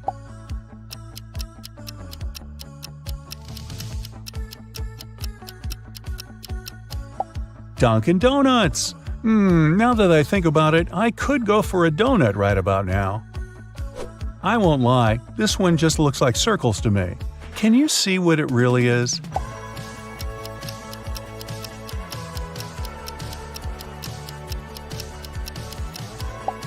Oh, it's Kellogg's. I recognize these colors.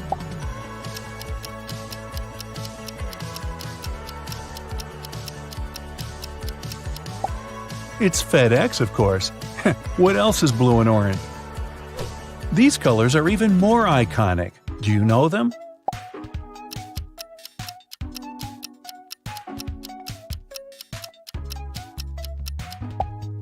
These hallmark shades of red, blue, green, and yellow belong to Microsoft.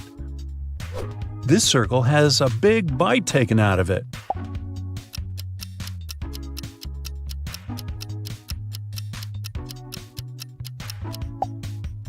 Oh, it's an apple, not a circle. That makes more sense. A big dot and some small dots. They look oddly familiar.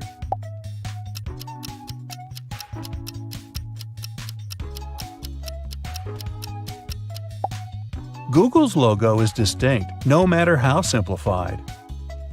This one looks like a cloud, right? Is that a hint?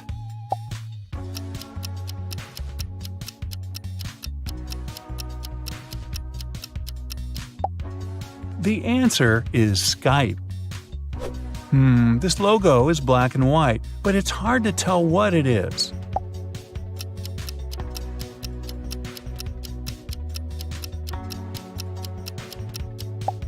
Did you say Adidas? You'd be right. This one looks really familiar, really familiar.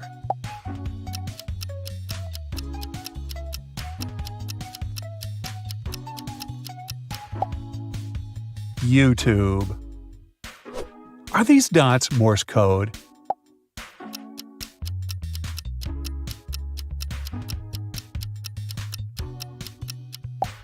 Far from it. They're Facebook's logo. This one could be abstract art.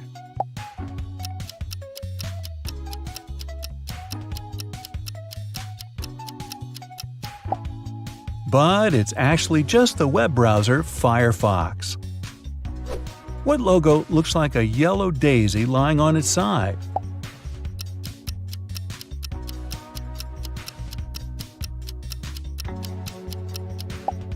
Walmart. I never noticed that it looked like a flower.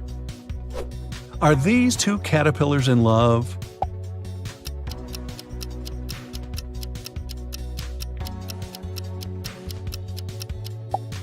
Nope, it's the ice cream shop Baskin Robbins. What brand does this complicated emblem belong to?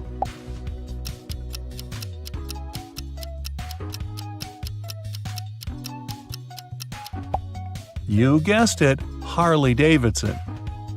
If you love Brightside, I'm sure you'll also love science facts, so you'll know this one.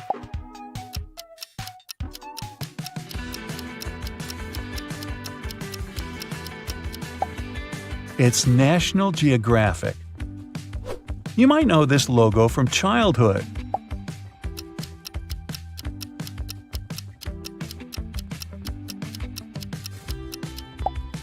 Yup, it's Lego. I love Lego as a kid. But now that I'm older, I don't want Lego. I want one of these.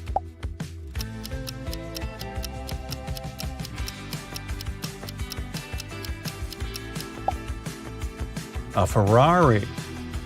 Look at this picture. There's something wrong here. Can you figure out what it is?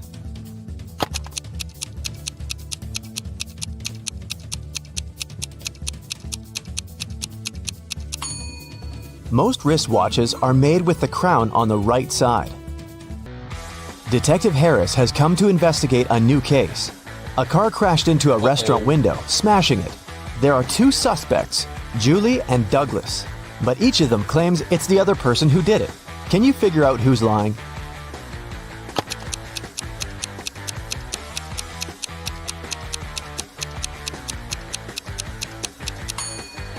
It's Julie. The tire tracks on the ground belong to her car. At 9 a.m., Ethan got a call from his friend, an owner of a large business. The man said that a very important document had disappeared from his office. It had been on his desk the evening before, but now it was nowhere to be found. Ethan immediately went there to question his friend's employees. Soon, he had three suspects. Walter said he had spent the previous evening at the movies. Joan had dinner with her friends, and Zachary visited an art gallery. It didn't take Ethan long to understand who was lying. Do you know it too?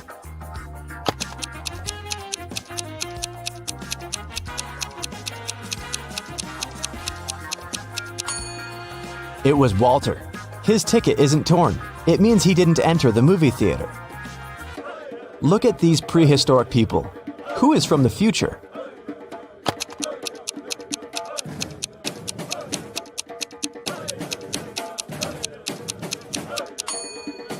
It's one of the guys carrying water. He's holding a flashlight. Cheryl was reading a book, but she was careless and accidentally tore out pages 7, 8, 100, 101, 333, and 334. How many pages will she have to fix?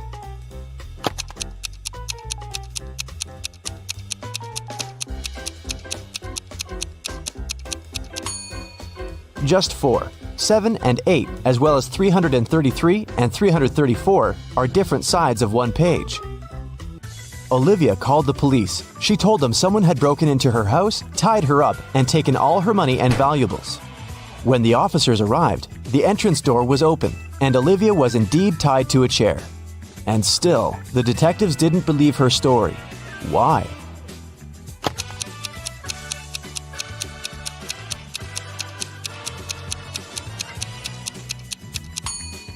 If the girl was tied, how did she manage to call the police? Gemma returned from Asia and brought a precious porcelain figurine. She organized a party and invited all her friends to tell them about her journey. They had a great time, but after her friends left, the woman realized the figurine had disappeared. Oh no! She called the police and showed them the photos she had taken at the party. One of the officers immediately realized who had stolen the figurine. Do you understand it too?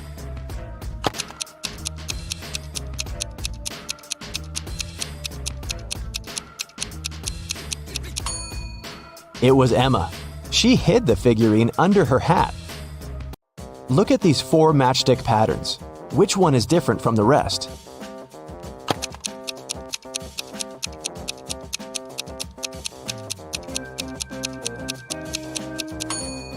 It's pattern number 3. In all others, you can find 2 rectangles, but this one forms just one. One scientist needed volunteers for his experiments, and 2 friends, William and Oliver, needed money.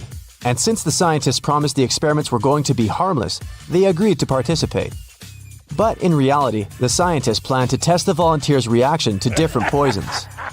First, he trapped the guys in his lab. Then he separated them and locked them in different rooms. William and Oliver could only escape if they joined their efforts. Unfortunately, the scientist was extremely cautious. The guys didn't see each other. One of them could only use the bathroom only in the evening, and the other only in the morning. And still, in a couple of days, the guys managed to get away. How did they do it?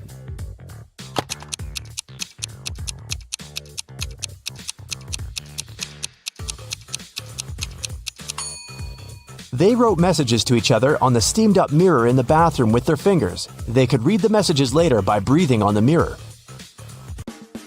I shave, cut, and wash several times a day, but I still have more hair than you can imagine. Who am I?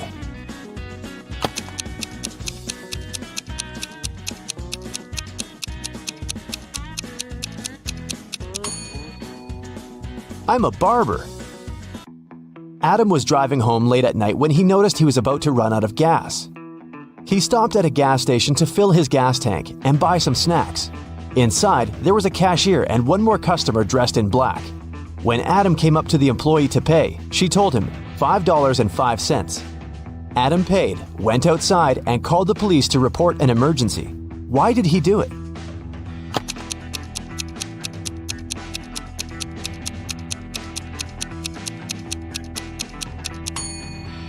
The cash register showed 1835, but the cashier said 505, which looks like SOS.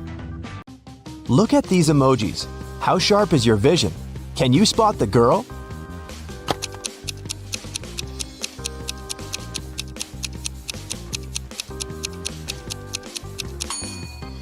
Right you are. Here she is, on the left. Can you find all 6 Y's in this picture?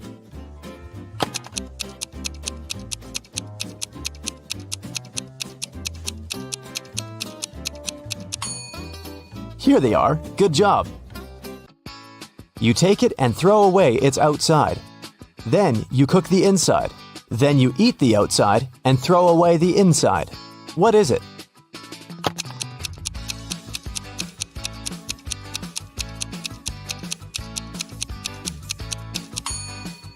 You've just eaten corn on the cob.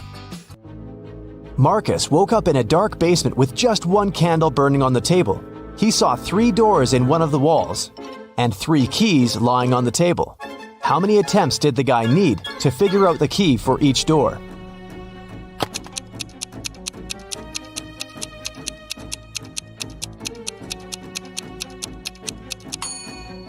He needed 6 attempts at the most. 3 of them for the first key, 2 attempts for the second key and 2 remaining doors, and just 1 attempt for the last key. But if Marcus is extremely lucky, he might just need 3 attempts. Look at these words. One of them is odd. Can you figure out which one? First, second, third, fourth, fifth, sixth, 7th, 8th, 9, 10, 11, 12, 13, 14, 15, 16.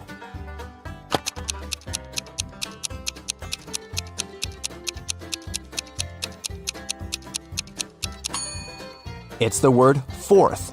It should be spelled as fourth. Look at this picture attentively. What's wrong with it?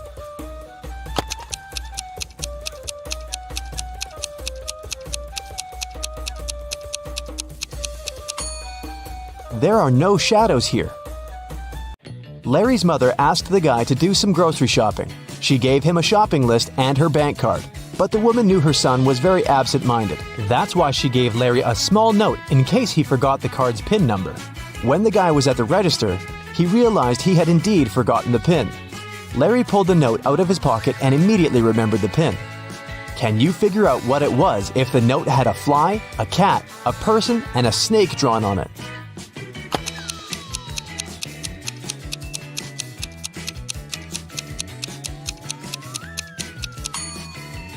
The pin was 6420.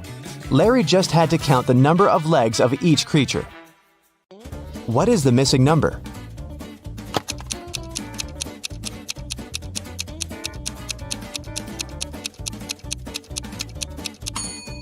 It's 78. When read upside down, those numbers are 86, 87, 88, 89, 90, and 91. When someone robbed a bank in a small town on a snowy Monday, the police have 4 suspects. But all these people claim they've been at home all day long. Look at their homes and try to figure out who's lying.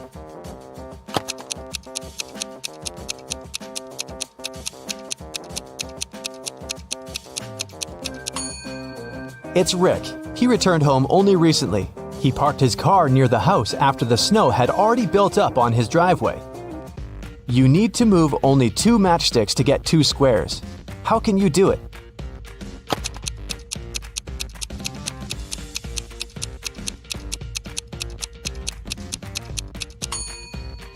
That's how you can get 2 squares. Which of these clocks is the odd one out?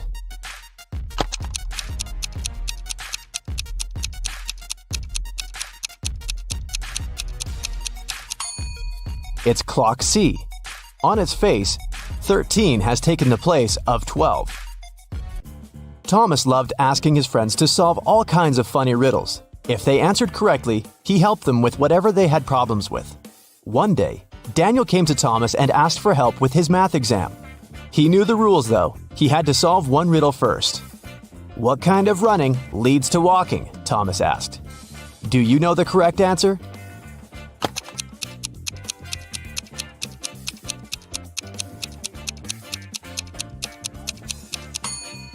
Daniel said, running out of gas. And he was right. But helping your friend with exam preparation is a difficult task. That's why Thomas asked Daniel to solve one more riddle. A woman drove from Seattle to Los Angeles. It took her 2 days to get to her destination. That's when she discovered one of her tires was punctured. How did she manage to get to Los Angeles? Daniel cracked this riddle. Can you do the same?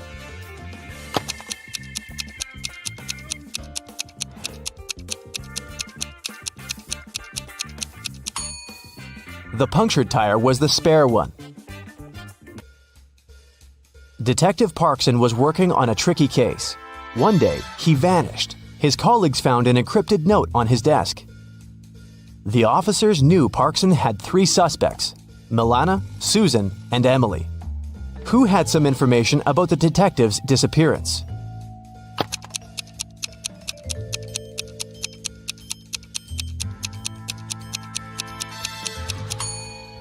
After some time, one of the police officers cracked the code. D plus 1 equals E.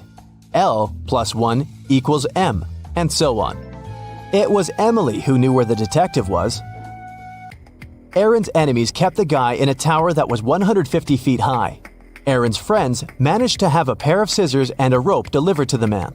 Unfortunately, the rope was just 75 feet long.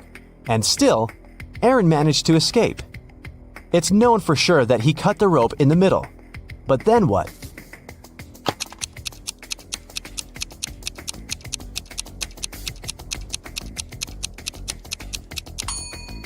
The guy did cut the rope in the middle.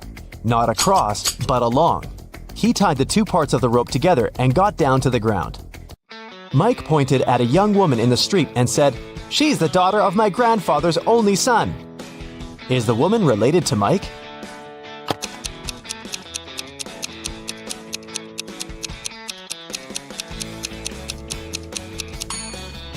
She's his sister.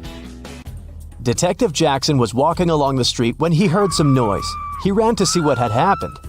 It turned out that some man had grabbed an elderly lady's bag and sprinted away. The detective ran in the direction witnesses showed him. After he turned the corner, he saw 3 doors. He knocked on the first one. The apartment owner, Patrick, opened the door. The man told the detective he'd just returned from a long run. Another man, Jerry, opened the door. He said he'd been playing basketball behind the house. The third apartment belonged to Raymond, a musician. He had just finished composing a new piece of music. After talking to all these people, Detective Jackson understood who the thief was. Do you know it too?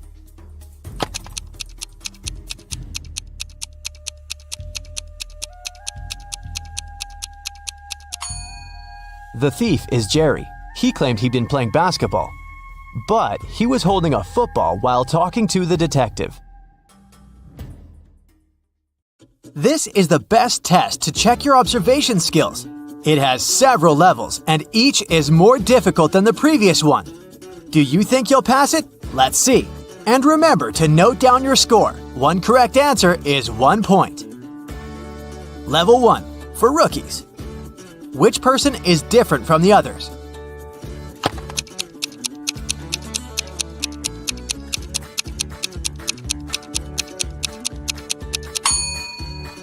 Right, it's the one whose hair is visibly shorter. Try to find a C in this sea of O's. Heh, did you like the pun?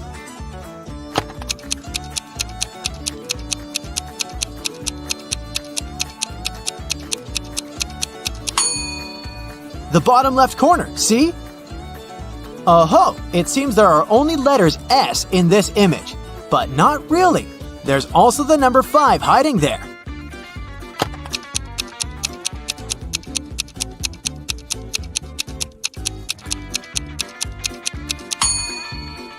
Here it is! I challenge you to find a cat that is different from the rest.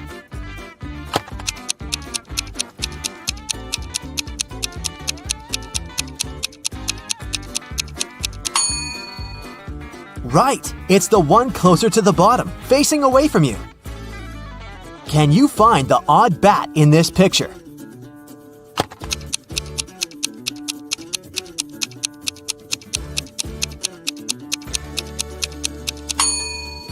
Right, it's this one. Its wings are a bit different than those of its mates. Can you find the odd image?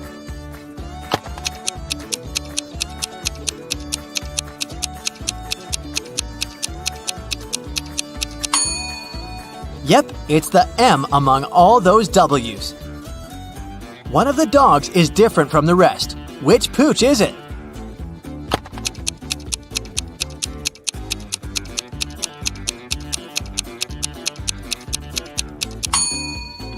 Ah yes, the one with its mouth closed. Can you find an O among all those Q's?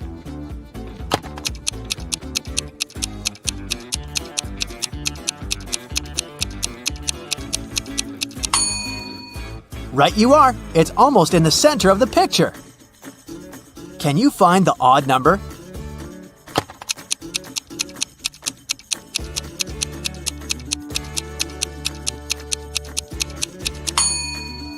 Yep, it's hiding among dozens of 9s. Something really spooky is going on in this picture. What is it?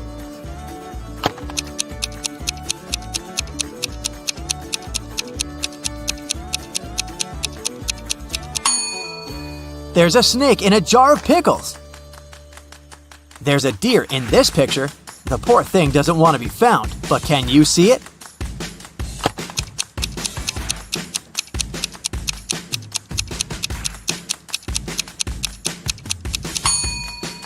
A small hint. Check behind the tree. One of these clovers is unlucky. It has only 3 leaves. Can you spot it?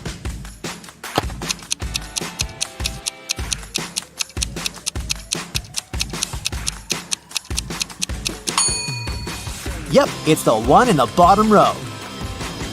Try to find the odd image.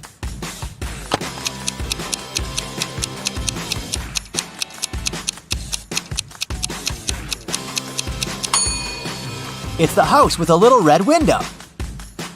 How many dolphins can you see in this picture?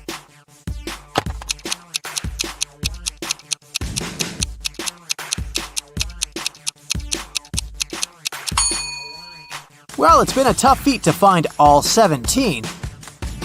Can you find F in this image?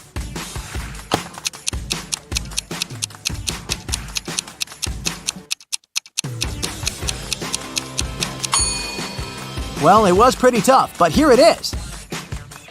Level 2, for experienced riddle crackers. Can you figure out what's wrong in these pictures? Something seems to be off in this image, but what?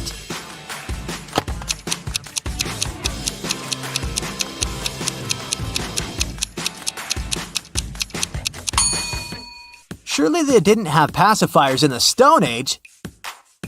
Even though this picture seems okay, there's a mistake in it.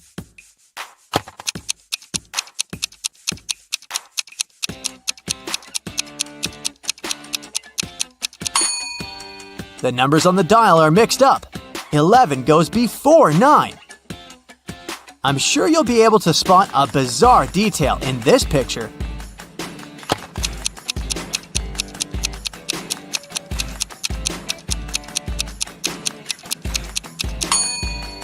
Oops, she must have been in a hurry this morning. Otherwise, why would she put on boots if it's obviously summer? Can you figure out what's wrong in this picture? It looks like a regular electric kettle to me.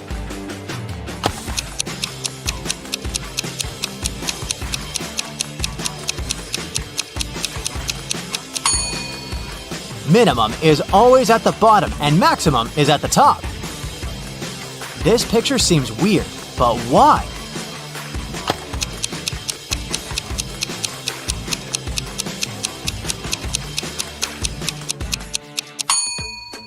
The clock on the tower shows 2 o'clock. No matter if it's AM or PM, sunsets or sunrises don't usually happen at this time. Something's off in this picture. Care to figure out what?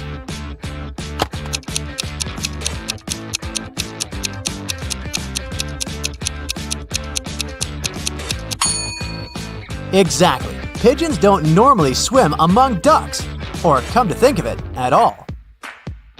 Look at the picture and try to figure out what's wrong here.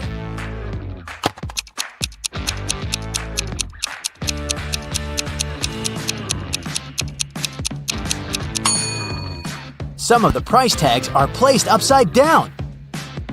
I can feel there's something terribly wrong with this picture. Can you figure out what it is?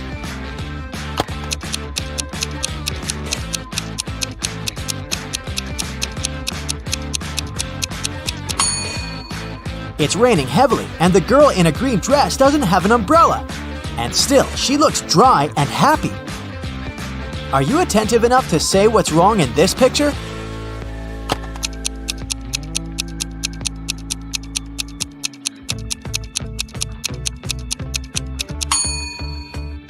Is that Earth in the sky?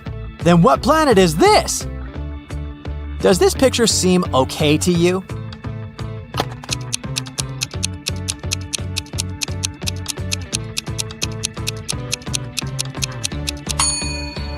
Well, a banana is a strange ingredient for stew. I know something's wrong in this picture, but I can't grasp what exactly. Can you?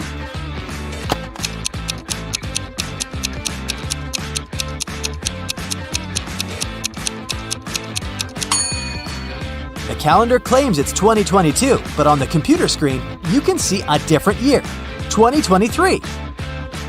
It's strawberry harvest time. Yummy. Only, doesn't it seem to you that something's off?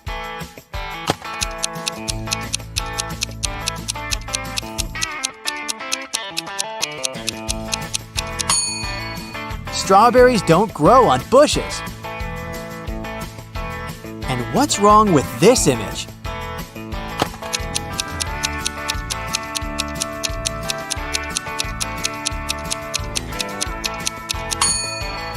Where does all that water falling from the cliff disappear to?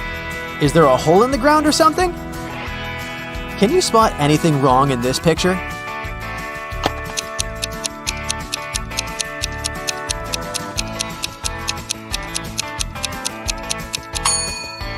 I'm quite sure butterflies don't fly in the winter. Have you noticed anything strange in this picture?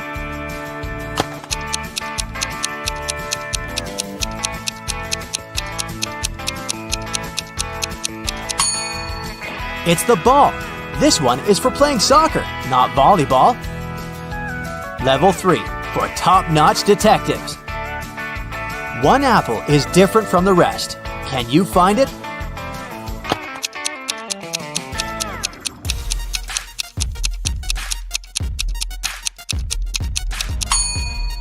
Right. The worm living inside this apple doesn't look as green and plump as the others.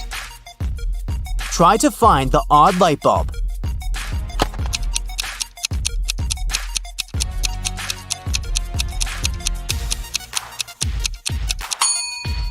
Phew!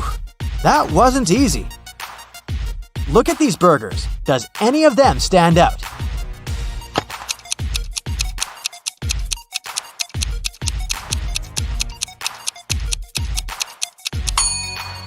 Ah, this burger's a bit smaller than the rest. 2 identical snowmen as fast as you can.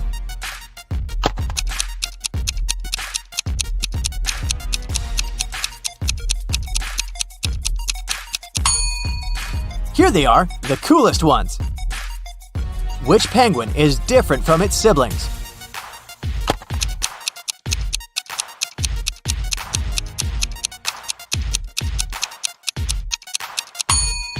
Ha! Gotcha! There are actually 2 penguins that are different from the rest. The one with the black belly and the one looking in the opposite direction. Are these 2 squares of the same color, or are they different?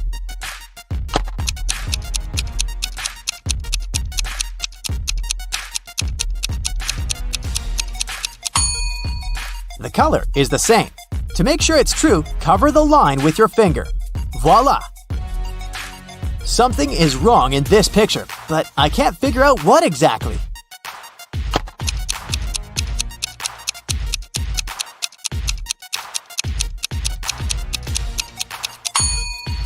The fairy lights on the tree are shining, but they aren't plugged in. There's something wrong in this image, but to figure out what, you need to be very attentive.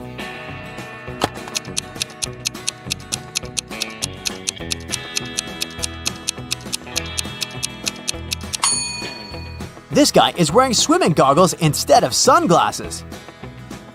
Can you find 4 errors in this picture?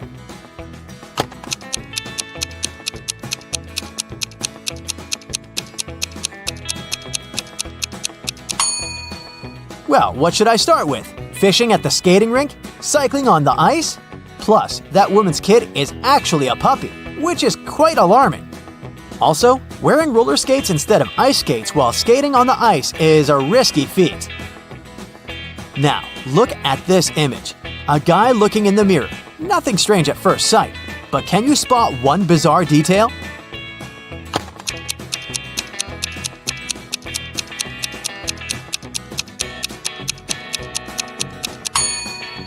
Look, the guy's shoes are white, but in the reflection, they're yellow. Can you find 3 words hidden in this wintry picture?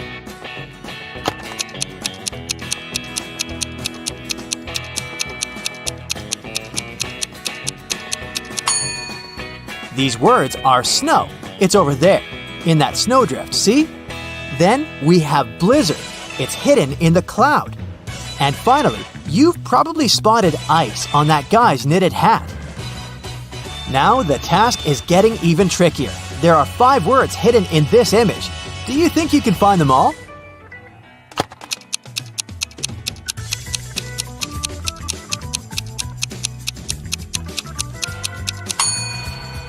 Coffee is written on the leg of that table in the corner. Tea is hiding under the waiter's apron. You'll find the word cake, surprise, surprise, on that yummy-looking piece of cake. The word fork is over there on the ceiling. And finally, there's the word tasty written on that guy's sports bag. Now tell me, do you see anything wrong in this picture?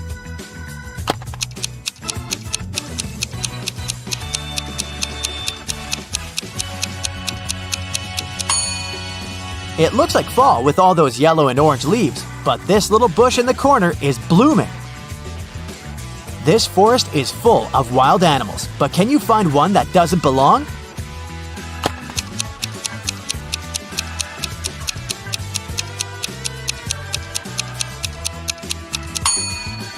Most likely, it's this little puppy hiding behind the fir tree. I'm not sure it's supposed to be here alone without its human parents. And the toughest of them all, can you find two identical castles?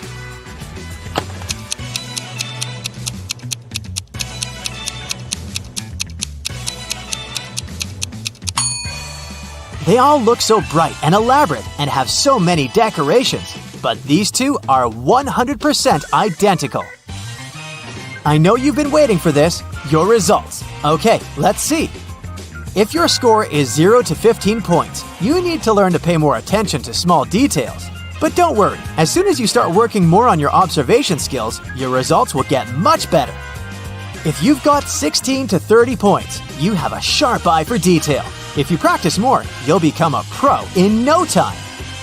If you have 31 to 45 correct answers, you can spot the tiniest details and figure out the answers to the trickiest riddles. Nothing can escape your eagle eye.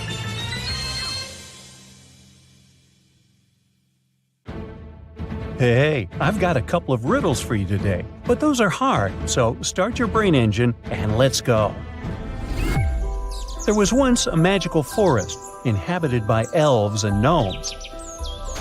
Since they didn't get along very well, they lived in two different parts of the forest to avoid all conflict. One day, centaurs invaded the forest and elves and gnomes were forced out, running in different directions. Let's follow a small group of 6 creatures, 3 elves and 3 gnomes. They ran west, but unfortunately, they stumbled across a lake. None of them could swim, but luckily, there was a raft. The raft could only carry 2 creatures at once, 2 elves, 2 gnomes, or 1 elf and 1 gnome. So you need to figure out a way for all of them to cross the lake safely. Now, here's the problem. If there are more gnomes on one side than elves, they will attack them. Even if an elf is on the raft, but not in the part of the lake where there are more gnomes than elves, it's still not safe. Can you figure out a way for them all to cross the lake safely? Okay, so here are 5 possible first steps. 1 elf crosses the lake, or 1 gnome, or 2 elves, 2 gnomes, or 1 elf and 1 gnome. But it doesn't make any sense to cross the lake alone since they need to send the raft back somehow. So those 2 options are out. 2 elves can't cross the lake together because then the 3rd elf will be left alone with 3 gnomes and they will attack him. So it's either 2 gnomes crossing the lake first or an elf and a gnome. So let's go with the 2 gnomes. So 2 of them cross the lake and of course 1 of them has to come back. Now what? 2 elves can't leave together because the 3rd one is in danger. If an elf and a gnome leave together, then the one who is leaving will be in danger as soon as they cross the river. So 2 more gnomes leave together, and then 1 comes back. An elf and a gnome can't leave together because then there will be 3 gnomes and 1 elf on the other side. So this time, 2 elves cross the lake together. Who comes back? Not an elf, because the other one can't be left alone there.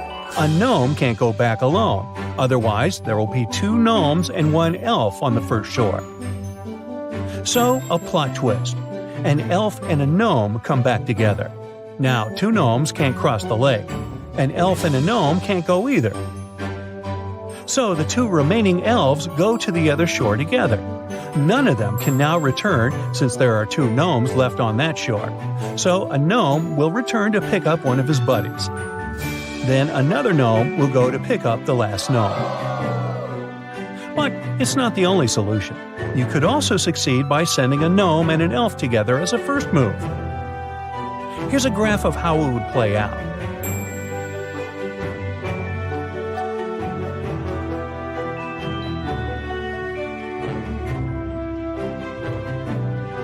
But remember, no matter how far you travel, there's no place like gnome. Okay, great job! Now it's time for the second riddle, and this one comes from Esme. This girl often goes for a walk in a forest and typically gets lost. This time, though, she doesn't get lost. Here's her way home, but she's tempted to go visit her old friend, a witch, who lives in that forest. Esme has an amazing riddle, and it's pretty hard, so she thinks she has a good chance of winning the witch's cat. So, Esme goes to the witch's house and offers the following. I bet you can't solve my riddle. If I'm right, your cat will go home with me. The witch believes she can solve any riddle, so she takes that risk. Esme puts a big acute triangle on the table. Here, you can make 7 cuts to make this triangle disappear. Every piece you cut off that is an acute triangle will disappear. But if a triangle has an angle that is right or obtuse, that piece will stay. Once again, 7 cuts, and you have to make the whole triangle disappear. Not a single smallest piece can be left. So, how can the witch do that and keep her cat? Whenever you make a cut, it'll either produce 2 right angles or an acute and obtuse angle. The witch seems to be doomed, but then she looks at the pizza she hasn't finished. When you cut into more than 4 pieces, all angles are acute. The problem is that a pizza is round, and we're dealing with a triangle. Still, the trick also works with other shapes, like hexagons and pentagons. Good for the witch, she can make a pentagon out of this acute triangle by making just 2 cuts. The small cut-off triangles are acute, and they disappear. Now, the witch needs to deal with the pentagon like she does with a pizza. Cut it into 5 pieces using the last 5 cuts. That's a success story. Hey, we know you like the cat, Esme, but maybe get one of your own. Okay, do you think you can crack another one?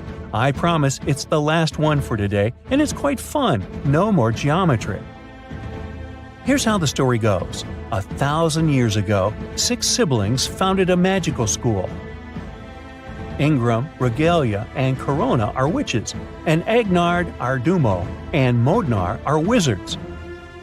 A pair of siblings found a house each, and the names of those houses are Rymeth, Madlo, and Damora. All 6 of them also founded the 4th house, named after their 7th sibling who went missing when they were young. You are invited to study in the magical school, but as you arrive, you have to be sorted into your house. You have to put your hand on the sorting book and wait for its decision to light up on the cover. When you do it, the book sees potential in you. So instead of sorting you into one of the 3 houses right away, it gives you an opportunity to get into the 4th house, where the most gifted young magicians go. To prove that you're good enough to be sorted into that house, you have to solve the sorting riddle.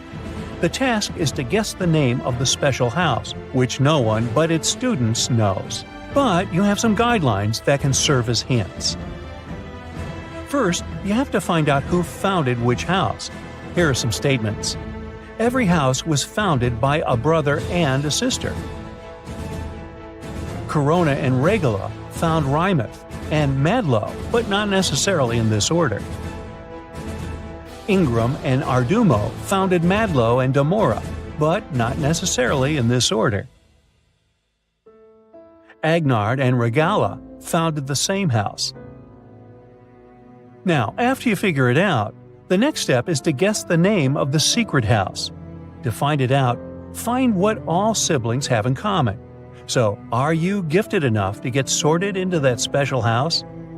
First, you have to find out who founded which house. So, the pair is always a brother and sister. Let's look at conditions 2 and 3. Each of them mention Madlo. Both Corona and Regala are sisters, which means that no matter who founded Madlo, it already has a sister founder. Therefore, Ingram, who is also a witch, couldn't have founded this house, which means that Madlo was founded by Ardumo, so Ingram founded Damora. Agnard founded the same house with Regala, so it was Modnor who founded Damora with Ingram. Therefore, it only leaves us with Rymeth for Agnar and Regala. Finally, Corona founded Madlo. Okay, great. Now we have to figure out the name of the 5th house. What do the siblings have in common? Of course, all of them have the letter R in their names. Let's put them in the order of appearance of the letter in their names, starting with Regala. Under each of their names, let's put the name of the house they founded. Now, the respective letters under each R form the name Radota. That's the name of their missing sister, and that's what the 4th house is called. So, pal, if you figured it out, congratulations, and welcome home. Hey there! Today, we'll test your visual attention and intelligence. Let's see if you have a sharp eye, shall we? Let's start by training your eyes for today's challenge. Here's the first picture, and your task is to find the odd one out. Can you do it?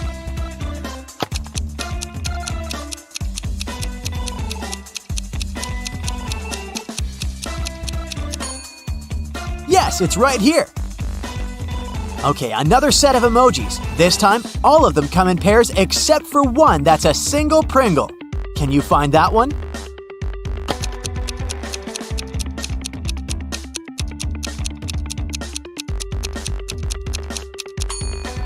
Yes, here it is. I think you got it. Let's make the task a bit more complicated now.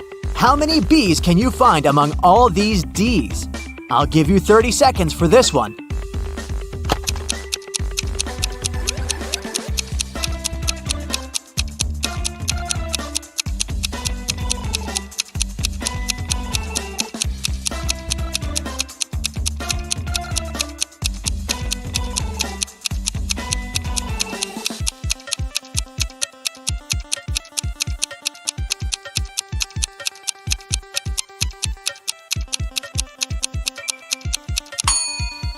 Time's up.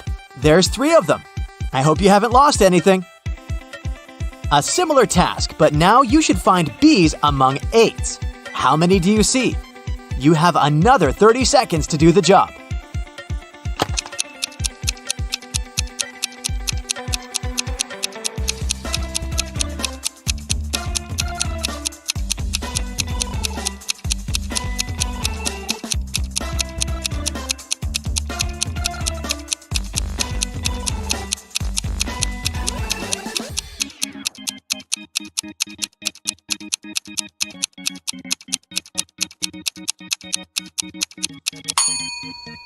This time, there's 9 of them. Have you found them all? Look at this pile of eggs. Can you count how many eggs there are here?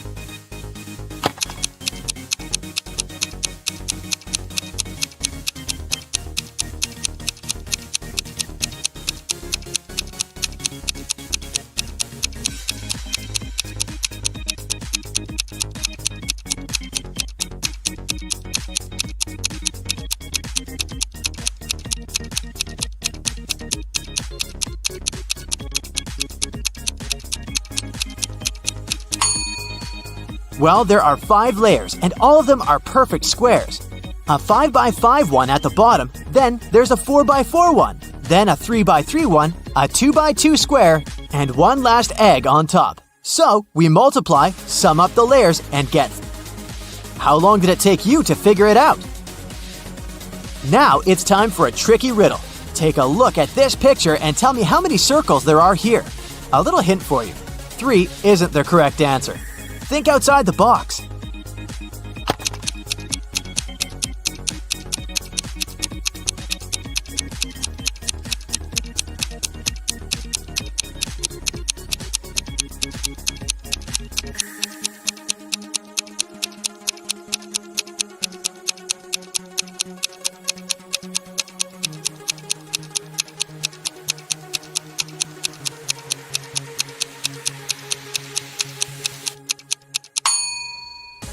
There are 4 circles, 3 big ones that you obviously see.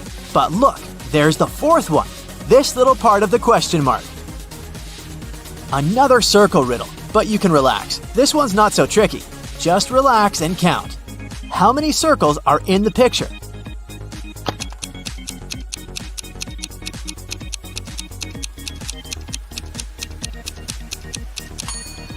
Well, let's count, starting right with this small circle in the middle. 1. Then the white one behind it. 2. Then the blue one behind the white one. 3. Then 4, 5, 6, 7, 8, and 9. 9 circles. Did you get this one right? Susan is a genie hunter, meaning she's been out and about looking for a lamp to make her wishes. After decades of searching, she's finally found one in an old cave.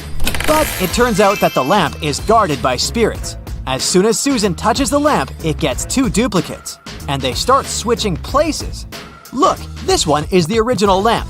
Watch it closely, and then tell me where it is. So, where is the correct lamp?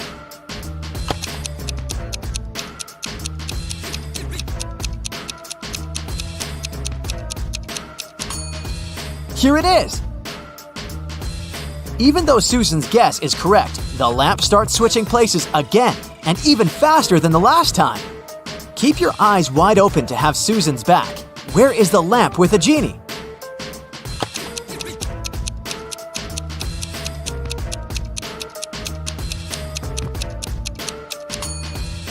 This is the one. Did you get it right? That's very unfortunate, but now there's a fourth lamp. Can you still track the original one? Let's see. Ready, set, go. Now you can make your choice.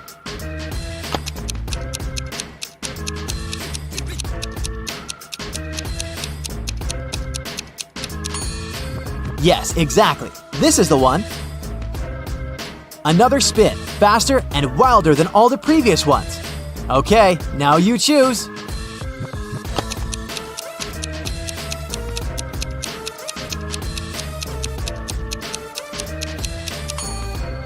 This was the last time, and Susan got it right. Now she's finally granted her 3 wishes. And what would you wish for? During summer break, Jane's friends invited her to go on a month-long cross-country hike. Jane wasn't a fan of hiking, especially a hike that long. But she also didn't want to come across as a couch potato, so she told her friends that she was going on vacation with her family. In July, Jane found a vacation photo of her parents and her sister taken in April and photoshopped herself into it. Then she sent it to her friends. When her friends saw the photo, they realized it was fake. Inspect the photo and tell me how they knew.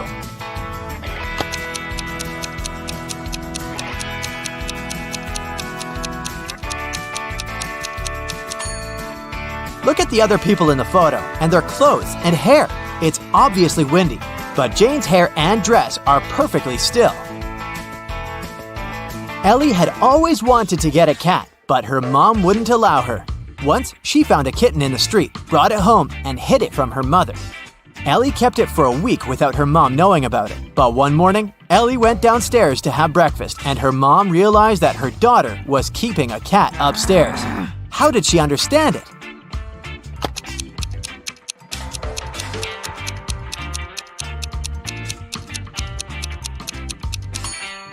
Look, Ellie's clothes are covered in cat hair. Kenzie, Nell, and Hannah were spending the day on the beach. Their parents left to go get some food and told the girls not to go into the water until they came back. The girls were reading, building sandcastles, and getting tanned. When their parents returned, they understood that one of their daughters hadn't listened to them and had gone swimming unsupervised. Which one?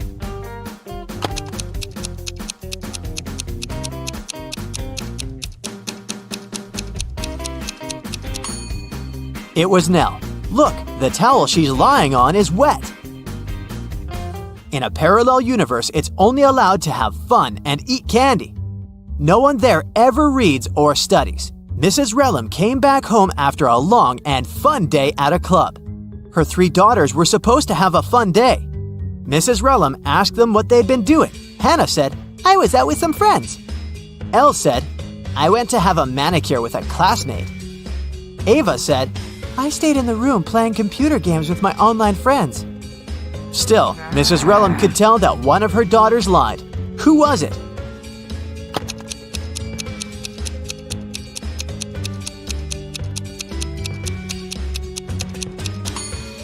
It was Elle. She said she had gone to get her nails done, but why do they look so untidy then? Okay, a new task now. I'll be showing you some photos, but these photos aren't ordinary. In each one of them, there are 3 hidden words. Your task is to find them. Do you think you can do it? Well, let's see. Here's the first one. Try to find 3 words hidden in it.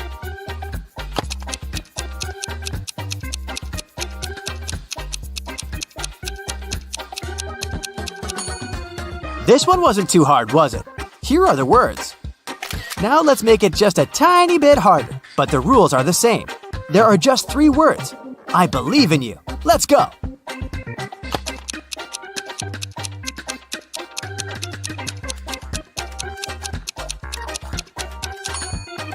Here, here, and here. Have you found them all? Okay, the third one for you. So keep your eyes wide open.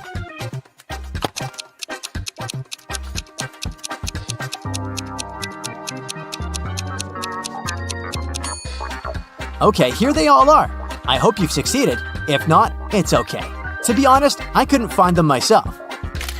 Well, now it's pretty much level impossible. But that's the moment we've been training for. Can you find all 3 words hidden in the photo?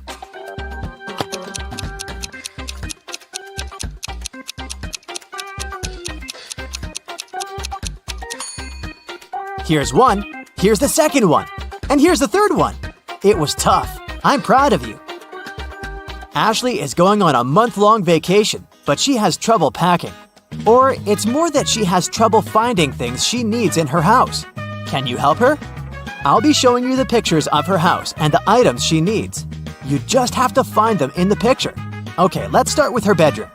Can you see these items there? She needs her laptop, her book, a charger, and her hair straightener.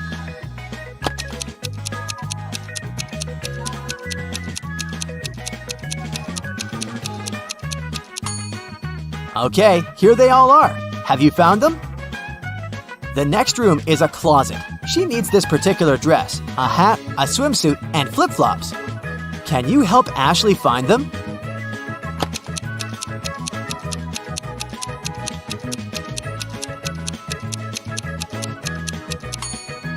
Here's the dress. That must be the hat. The swimsuit. And here are the flip-flops. All here. Next. Welcome to Ashley's living room. Here, she needs to find her documents, her wallet, a purse, and her heels. You know what to do.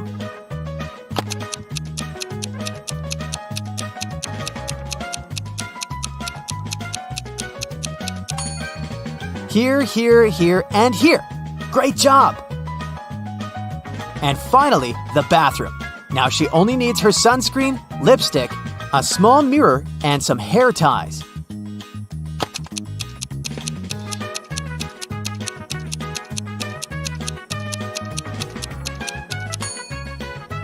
Here they all are. I hope you've managed to find them all. Thank you for your help today, and I hope you've had fun. Detective Tina received an emergency call from the local museum. Someone had stolen an exclusive scarab brooch from ancient Egypt. First of all, Tina checked all security cameras. This is what she found. Can you spot the thief just by looking at these 2 pictures?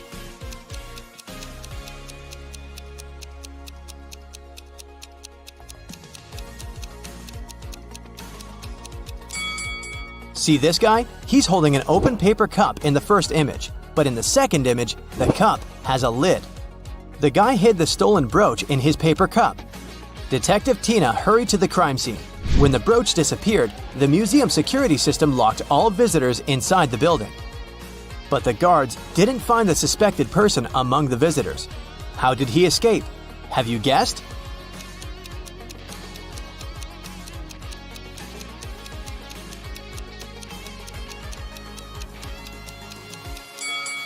Take a look up at the ceiling.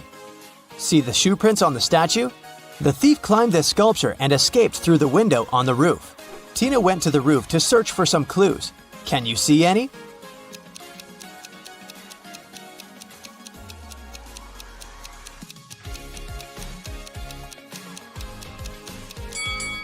The thief left the cup on the roof. There's a coffee shop name written on it. Bright Cup. Tina can visit this place and check the security cameras. Tina arrived at the coffee shop, located just nearby the museum. Unfortunately, they didn't have security cameras, so Tina questioned the staff. Kelly, the barista, said, "Sorry, I don't know this guy. I'm just trying to do my job." Mike, the manager, said, This face looks familiar, but I'm not sure where I saw him. and Phil, the guard, said, Sorry, never saw him. You can trust me. I have a perfect memory for faces. Tina knew for sure that one of them had lied. Can you spot who exactly?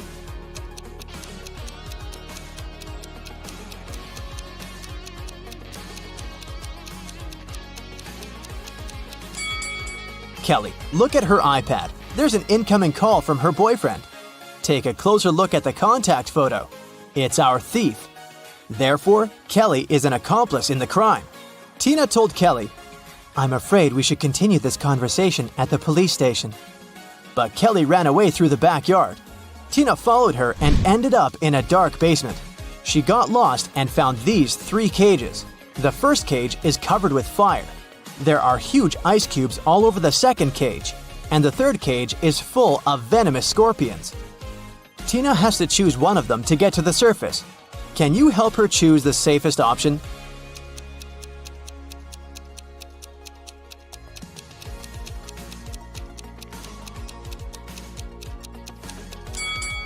The cage with the ice cubes.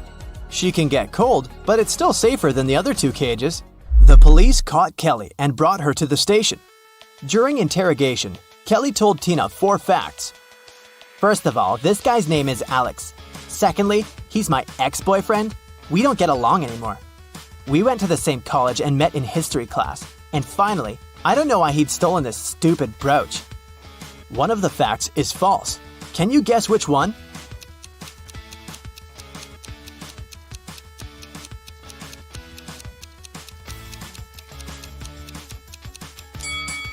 The 4th one. Look at Kelly's tattoo. It's identical to the stolen brooch. She definitely knows something about the stolen item. Kelly confessed that the thief might be hiding in an abandoned castle site outside the city. Tina went to check it out. But anyone who wants to reach the castle should go through this tangled maze. Can you tell which one of these 4 paths will bring Tina to the castle?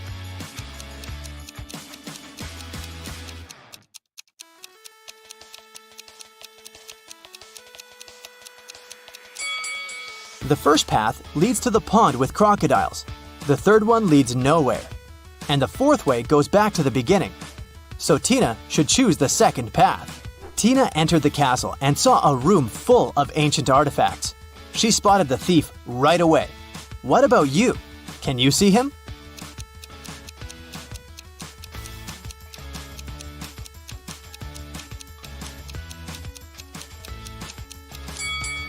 This mummy is holding a cell phone. Alex ran away to the basement and Tina followed him. Unfortunately, the door behind her slammed shut and she got stuck. Can you help her break the code to escape?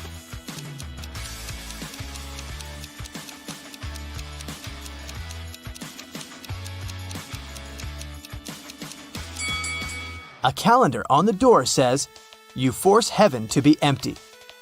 If you read the sentence again, you're going to hear a 7-digit code. U, 4, 7, 2, B, M, T. In the next room, Tina got stuck in another trap. The creepy voice explained, If you press the right button, I'm going to let you go. But if you choose the wrong one, you'll stay here forever. You've only got one chance to escape. Good luck. Which button opens the lock? Have you guessed?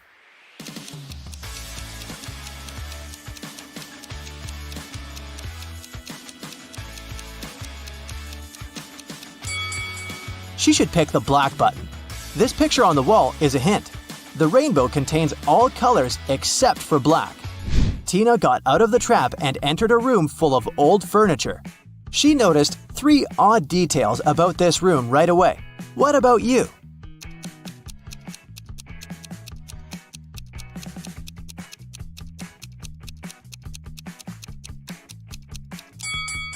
There are books in this burning fireplace, but they don't burn. Take a look at this painting on the wall. This lady's winking. And the reflection in this mirror doesn't match the room at all. Tina found Alex near these underground gates leading to an ancient underground city. He explained that the scarab brooch hid a secret key, but there are 4 different locks on the gates. The guys only have one attempt to choose the right one. Which lock should they pick?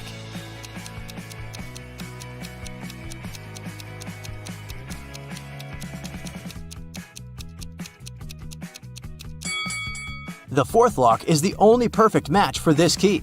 The guys opened the gates and entered the city. Alex had a map, so he ran away to find the treasures and left Tina alone. She looked around and noticed a 3-way road pointing to the north, west, and east. Tina didn't know where to go. Suddenly, she saw a lady. The local citizens always reply truthfully, but they answer only one question if they're talking to a stranger. What should Tina ask to figure out the right direction?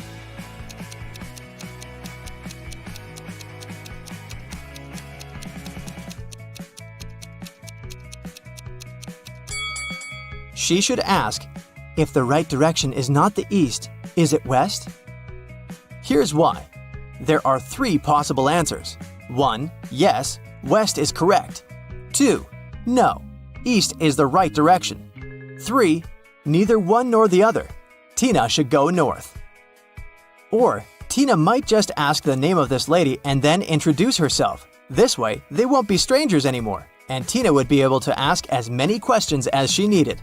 Tina went north and finally found the entrance to a cave with treasures, but the door has a combination lock. Can you help Tina figure out the code?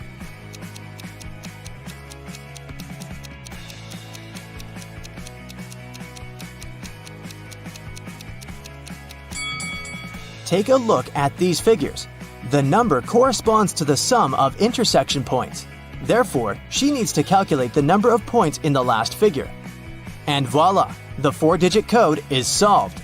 Inside the caves, Tina met a dragon. It said, I'm gonna let you in if you can crack my riddle. I'm gonna let you in if you can crack my riddle. I'm quite hot, but if you remove the first 2 letters, I become too cold. What am I? Have you guessed?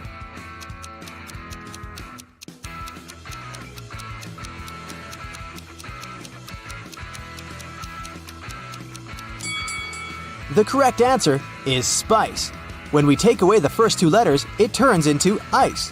To find the treasures, Tina has to walk through this round maze. She only has 10 seconds to choose the correct way. Can you help her out?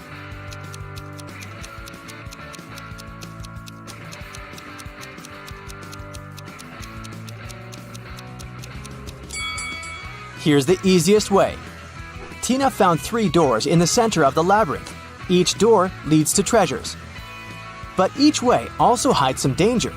The first path is filled with poisonous gas. There are thousands of toads and bugs behind the second door. They crawl all over the floor and walls. And a hungry lion is hiding behind the third door. Which way should Tina choose?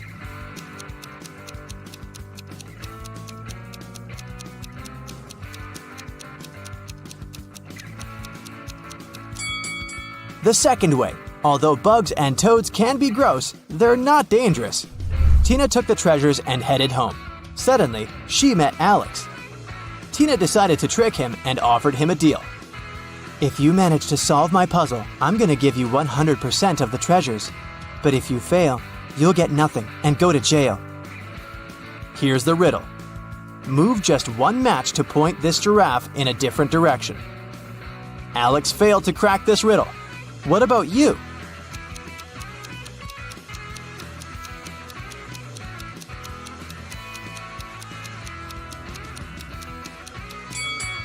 Here's the correct answer.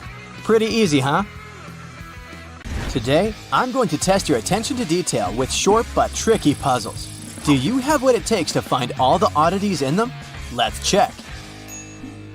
You can see 2 women in the elevator. One works in this building, while the other came here for an interview. Can you guess which one works here?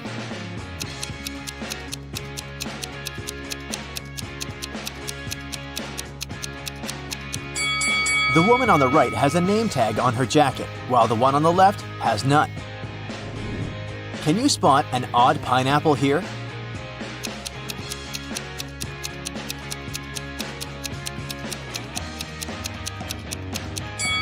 It's this one in the corner.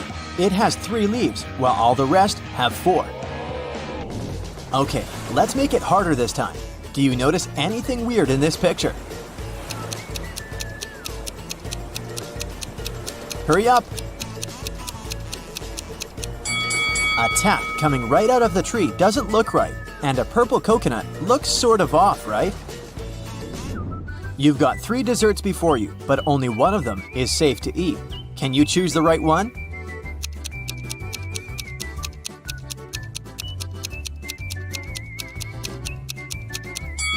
The strawberries with whipped cream may seem delicious, but those tiny flies scream that this dessert is off. Next, you've got a muffin, but there's a worm in the cherries on top of that muffin. So, ice cream is the safest option.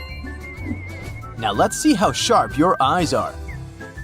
How many numbers can you see?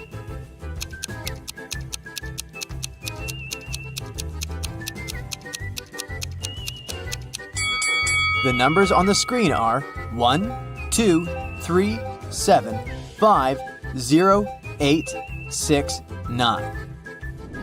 Look at these 3 paintings and try to tell which one is fake.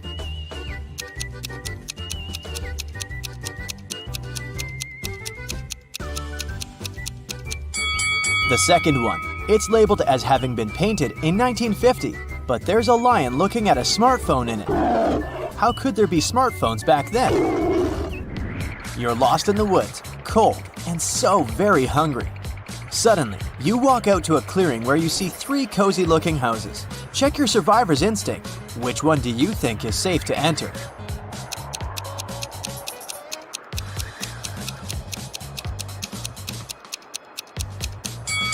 The house on the left has a big lock on its door, and its windows are boarded up. There's just no way you can get in. The second house looks safe at first glance, but look at the snow. Bare footprints are leading to its porch. It wouldn't be nice to become a dinner for a hungry bear now, so your safest bet would be the third house. Who's not very smart out of these 2 guys?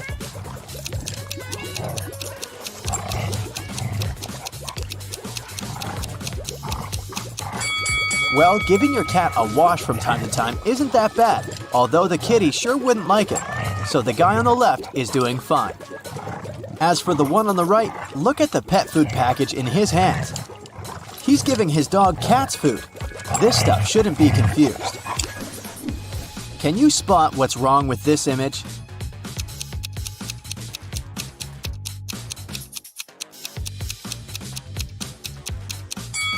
The woman sitting in the armchair has 2 different slippers on her feet. The painting on the wall seems to be from 2 different time periods at once.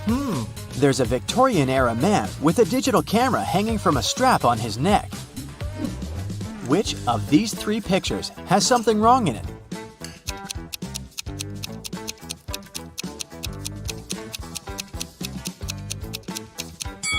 The second one. The girl in it is eating her soup with a fork. One of the kids in the picture snuck out of the bedroom through the window at night and came back. Who was it?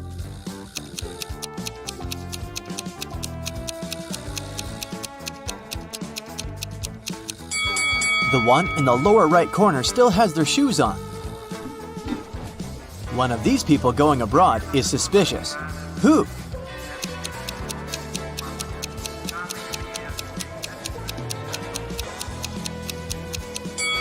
The woman on the right is going to Indonesia, but she's got a warm coat and a scarf packed in her suitcase. Are you willing to bet who's going to win in this rope pulling contest?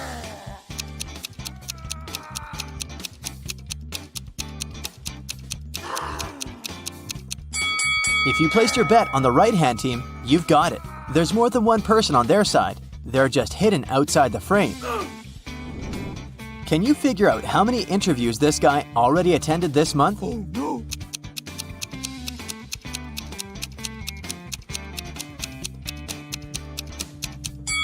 He's done 5 out of 6. There are 6 post-it notes on the calendar, but a little movable square indicates the current date is on the 26th.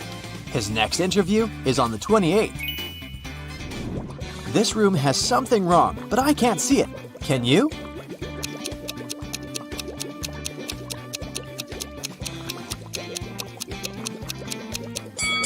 There's a bird in the fish tank.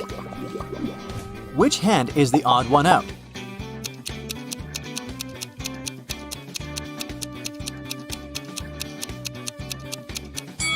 It's the third one, the only right hand here. The rest are lefts. There are 3 people in the science lab, but one of them is not who they want the others to believe they are. Who is it?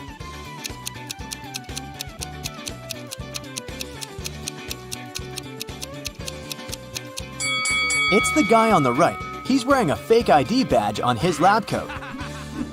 This hall is full of extravagantly dressed guests, but one of them is more extravagant than the rest. They're a ghost. Can you spot them?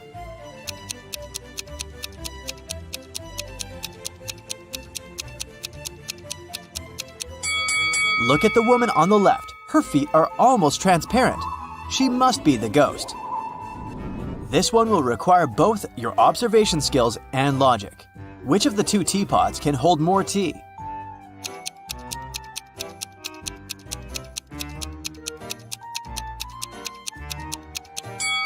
The one on the left is taller, but the one on the right is broader, so they can hold an equal amount of tea.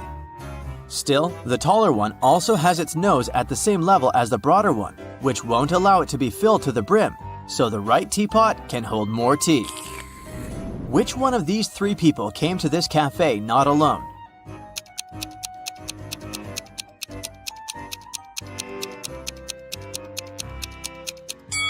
It's the girl behind the table in the middle. She has 2 cups of tea in front of her. One of these 3 partygoers has recently escaped prison and hasn't gotten rid of all the evidence. Can you figure out who it is?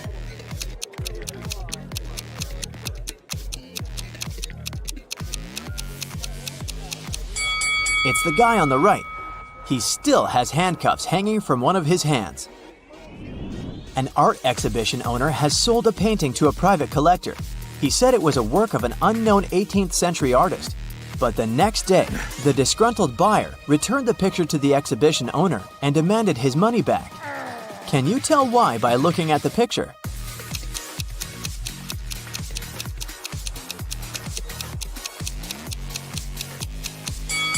Well, there shouldn't be an airplane in the painting if it was genuinely from the 18th century. Someone broke into a house in a rich neighborhood and got away with a lot of valuables. The police had a suspect and stopped by his home. The suspect said he hadn't left his home since the day before, but the police officers knew he was lying. Can you guess why?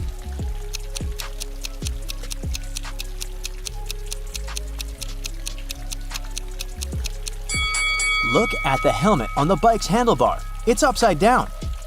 Since it was raining so hard, it would have been already filled with water to the brim if it hadn't been hanging like this since the day before. A police officer approached a man sitting in a car parked next to a hotel's front door and issued a parking ticket. The man was outraged, saying he'd been there for no more than 2 minutes, and the sign said 5 minutes of staying was allowed. Still, the officer was adamant that the man wasn't telling the truth. Why?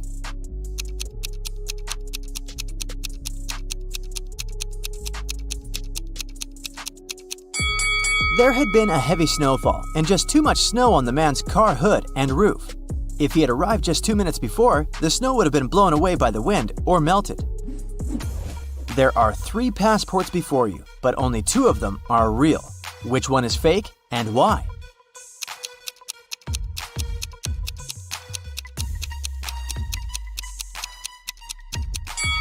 The right one is fake. Passport photos should be taken against a white background, and this one has something else in it.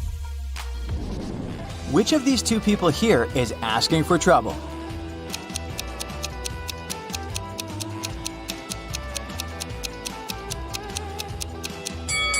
Surfing is not the safest of sports, but if this girl is a professional surfer, she's fine. The man with loud music coming out of his speaker isn't safe though.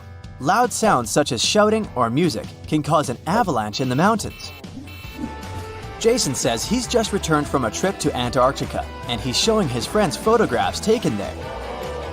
They seem alright, but one of Jason's friends thinks he's lying. Why?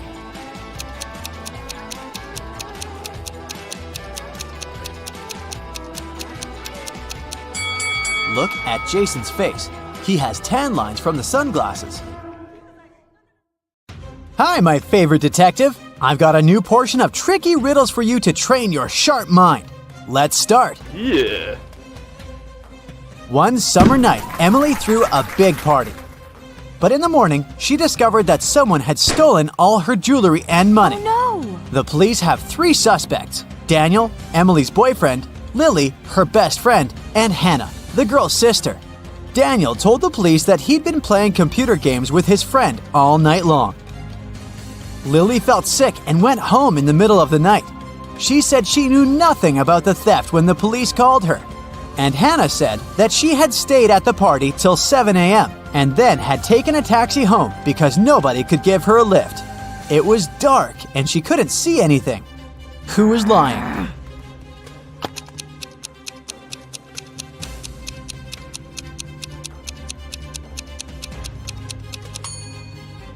Hannah, at 7 a.m. in the summer, it's already light outside.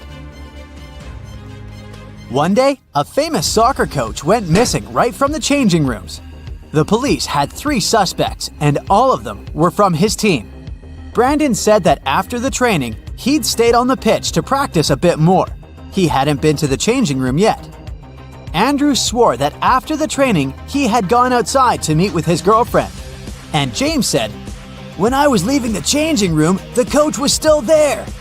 Who's behind the disappearance of the coach?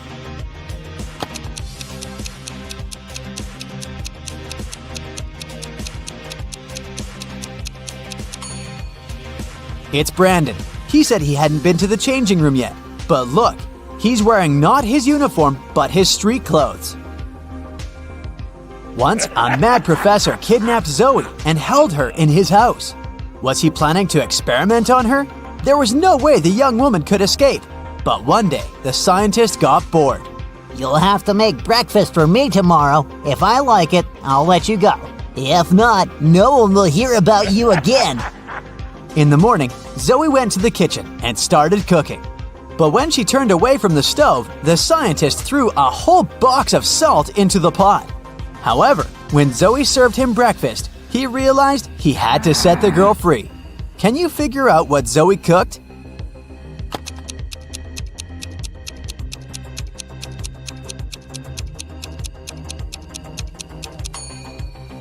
The girl boiled eggs. A man on a motorbike crashed into the window of Mr. Ruby's store, grabbed several expensive watches, and drove away. When the police arrived, Mr. Ruby told them that he was almost sure it had been his nephew, Patrick. The officers went to visit the guy. Because of a heavy downpour, it took them 1 hour to get there. Patrick was at home, together with his friend.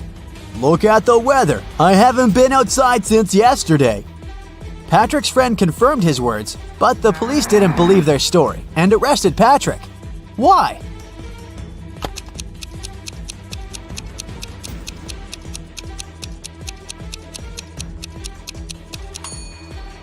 The guy's helmet is hanging on his motorbike. If it had been there since the previous day, it would have been filled with rainwater by now. 4 friends went to a cafe together.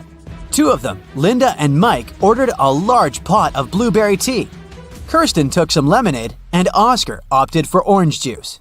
Half an hour later, Linda and Mike lost consciousness and were rushed to a hospital. When the police analyzed the tea they had drunk, they found poison in it. The main suspects were, of course, Kirsten and Oscar. Why didn't they drink the tea?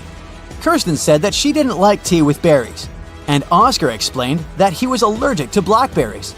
Who is the culprit?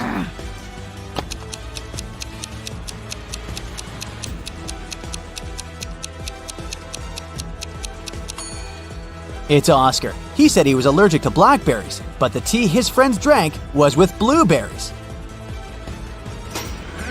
David worked at a construction site. Once, someone attacked him, and the unconscious man was taken to a hospital.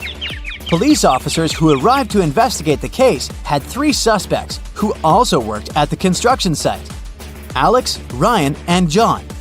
Alex said, "I was putting all towels on the roof when the accident happened." Ryan confessed that he'd been sleeping under the tree, and John claimed that he'd been laying bricks at that time. Can you figure out who's lying?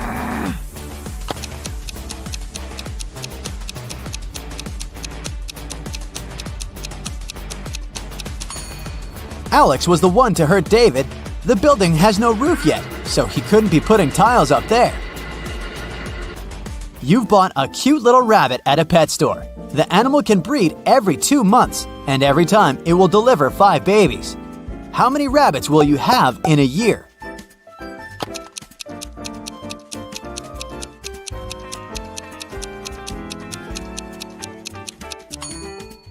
You'll have just 1 rabbit. If you want to have little bunnies, you have to buy 2 rabbits.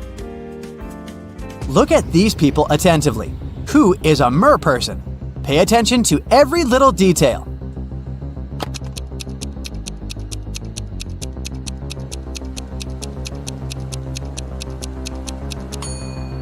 It's the guy on the right. Look, his hands are webbed. Allison won the main prize of $1 million on a game show.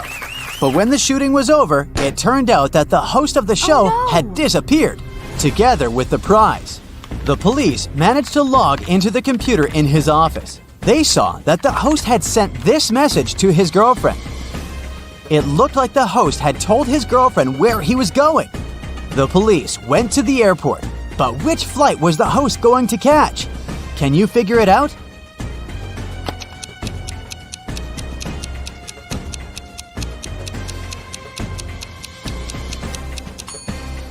Now let's see, the first two letters of Atlas are AT. If we take three letters from the word land, it'll leave us with LAN. And the two first letters of tattoo are TA. Together, these letters make up the word Atlanta. Hurry to the gate, officers! Jack got lost in the woods. Suddenly, he saw a castle. The man rushed there and was greeted by the owner of the castle. You have to answer just one question. If you win, I'll show you the way out of the forest. But if you lose, you'll never leave my castle. Jack agreed. The owner asked, There are 4 mirrors on the wall. One of them reflects fire-spitting dragon Niren.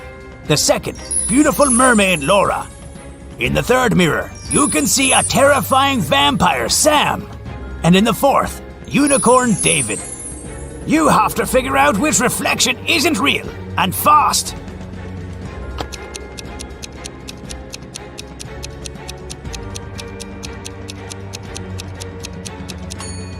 The reflection of Vampire Sam isn't real. Vampires can't be reflected in mirrors. A businessman arrived at his office after a long trip and discovered that some important documents had disappeared from his desk. He immediately called the police, and a detective arrived shortly after. After interviewing all the workers, he had a list with 3 suspects on it. They were Emma, the accountant, Sophia, the receptionist, and James, a sales manager. But each of these people claimed that they hadn't even been inside the businessman's office. Still, it didn't take long until the detective figured out who was lying. Can you do the same?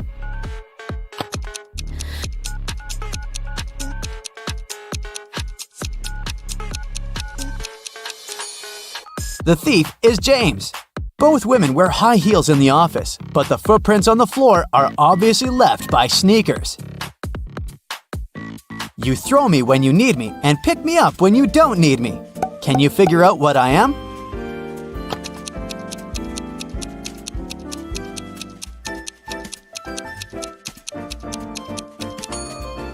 Right you are. I'm an anchor. How can you increase 66 by 1.5 if you aren't allowed to make any mathematical operations? Hurry up and crack this riddle.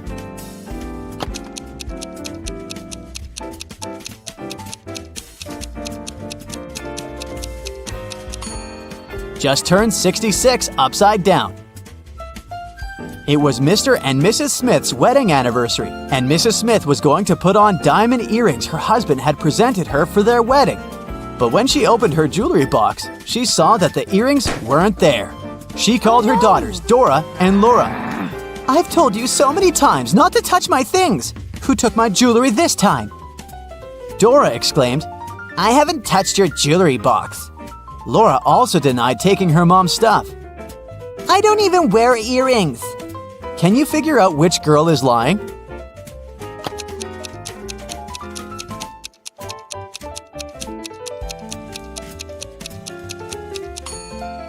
It was Laura who stole the earrings. Her mom didn't specify which piece of jewelry was missing. Bella and Shelley are sisters and best friends. One weekend, their parents went on vacation. Before leaving, they strictly forbade Bella and Shelley to have parties in the house. But the sisters didn't listen and invited all their friends as soon as their parents left. After the party, the entire house was a mess. So, Bella and Shelley hired a cleaning lady to get rid of any evidence of the party. When their parents arrived home, their mother, Jessica, began to yell, I told you, no parties in this house! How did she know?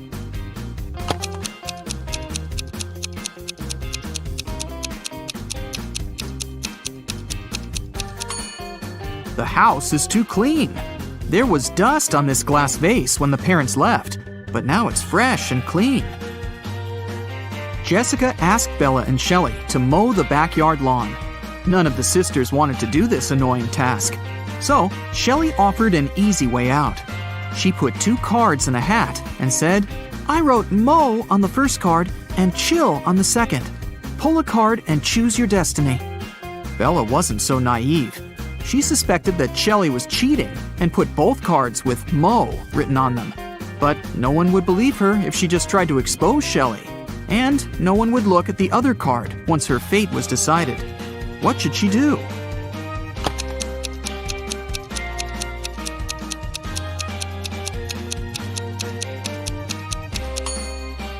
When asked to draw a card, Bella should pick any and destroy the paper without looking at it. In this case, to decide her fate, they'll have to look at the other card, which also says mow. And this will mean that Shelley should mow the lawn. Over a cup of tea, Bella bet Shelley $10 that she could convert her $50 into $100. Do you think Shelley should accept the bet?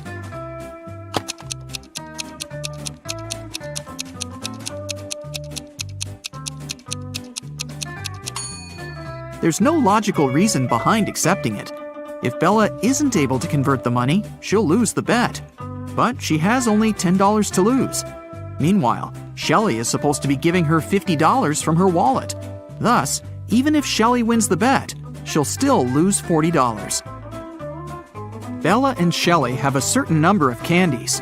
If Bella gives 1 candy to Shelley, they'll have an equal number of candies. But if Shelley gives 1 candy to Bella, then Shelley will be left with half the number of candies that Bella has. Can you find out the number of candies they have right now?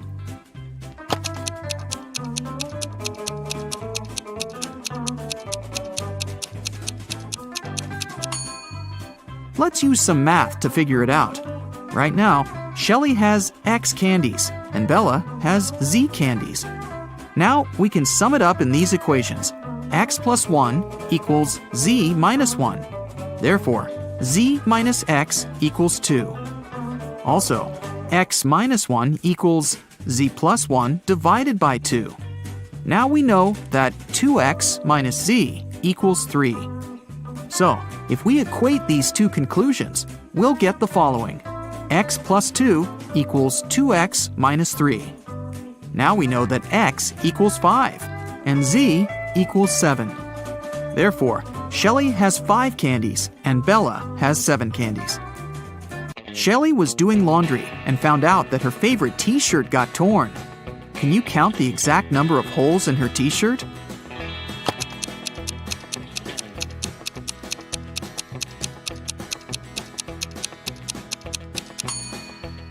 The answer is not 3 or 6, which most people must be guessing. The correct number of holes is 10. 1 hole for the neck, 2 holes for the arms, 1 hole for the torso, 3 holes in the front, and 3 holes in the back. Bella went to the basement to find her old books.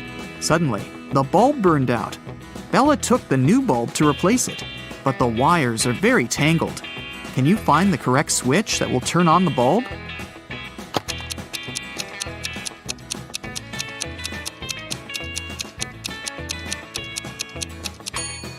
It's the red switch. The best way to get the answer is to start from the bulb. It's been a long day. Bella finally went to sleep. But when she saw her bedroom, she yelled and ran away. Can you tell what's wrong here?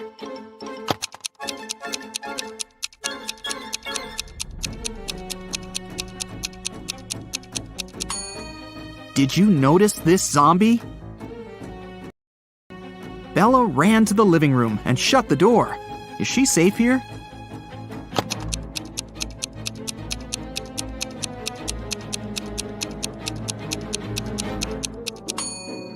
Nope. Take a look at the mirror. Some stranger is inside the room. Bella and Shelley went hiking with their friends. 4 of them went into a completely empty lake. And then 8 people came out. How is this possible?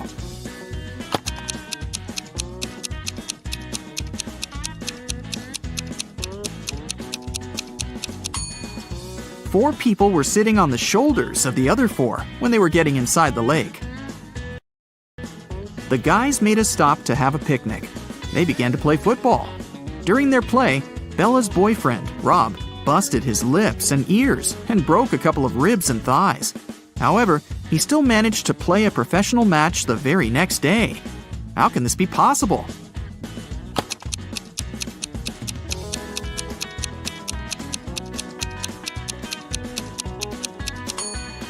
Rob knocked on his food plate accidentally while playing.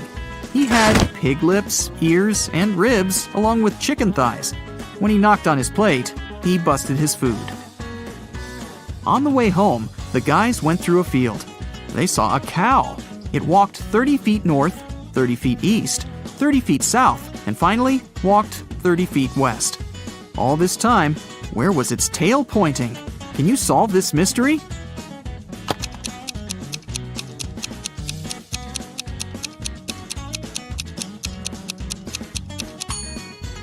Downwards, of course. The guys rented 4 scooters in 4 different places and hit the road. They agreed to meet in a cafe at the gas station. Here's the map. Can you tell which scooter will reach the destination first?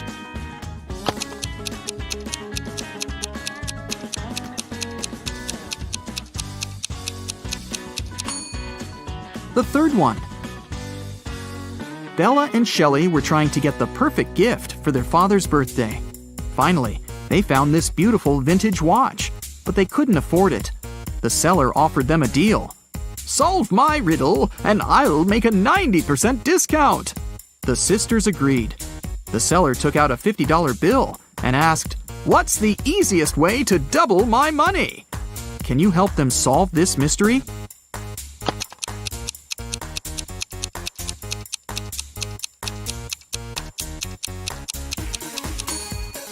They should put the bill in front of a mirror. The sisters decided to have lunch in a cozy little cafe. The cook offered them tomato soup, mushroom salad, chicken wings, octopus, and mushroom pizza. Can you help them choose the safest food?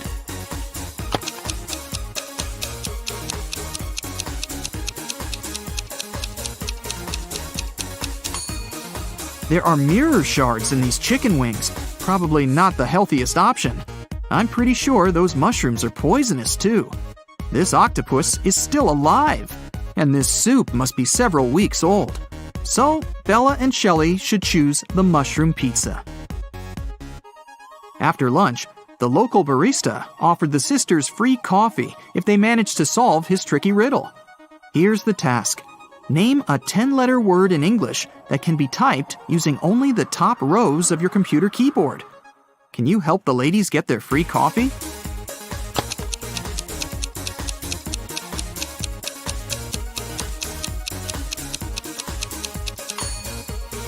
And the correct answer is typewriter.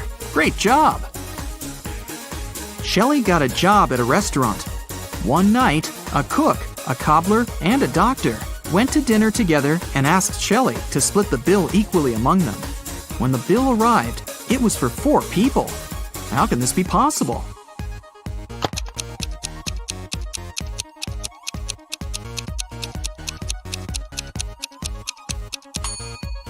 The 4th person was the knight. It was just misspelled as night. Shelley and Bella were walking down the street. Suddenly, they saw this creepy shadow. Can you guess what's going on here? Should they be worried?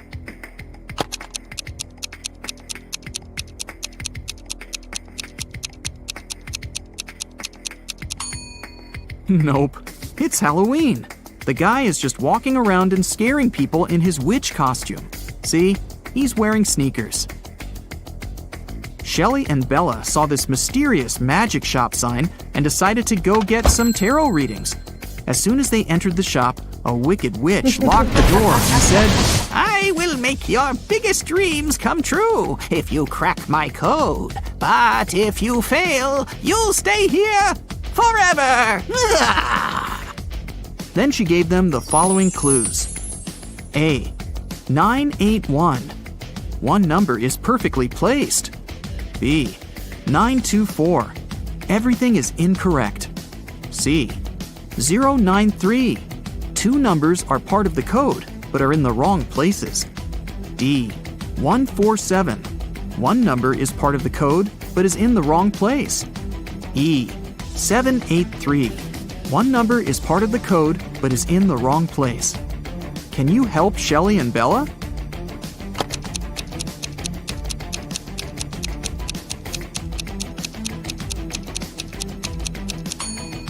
From clues A and B, we learned that 9 is not in the code. It also means that 8 or 1 is in the code for sure. According to clue B, we know that 9, 2, and 4 are not in the code. From clue C, we know that 0 and 3 are in the final code. Clue E tells us that 7 and 8 are not in the final code because we already know that 3 is. And clue D tells us that 1 is also in the code because 4 and 7 are not. So, the correct code is 301. The witch has fulfilled Shelly and Bella's wishes. They wanted to thank her and decided to prepare her favorite drink from a recipe book. Unfortunately, the last ingredient was encrypted. Can you help them crack the code?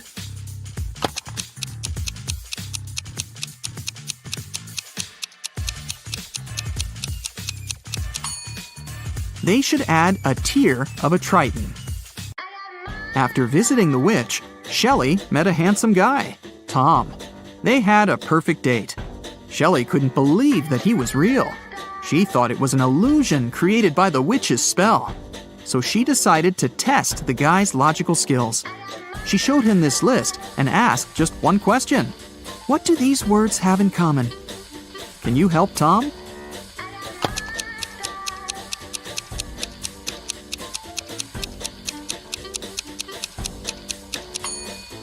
If we remove the first letter of each word and place it in the end, you'll be able to read the same word from the beginning and the end. Can you figure out the next number in this sequence?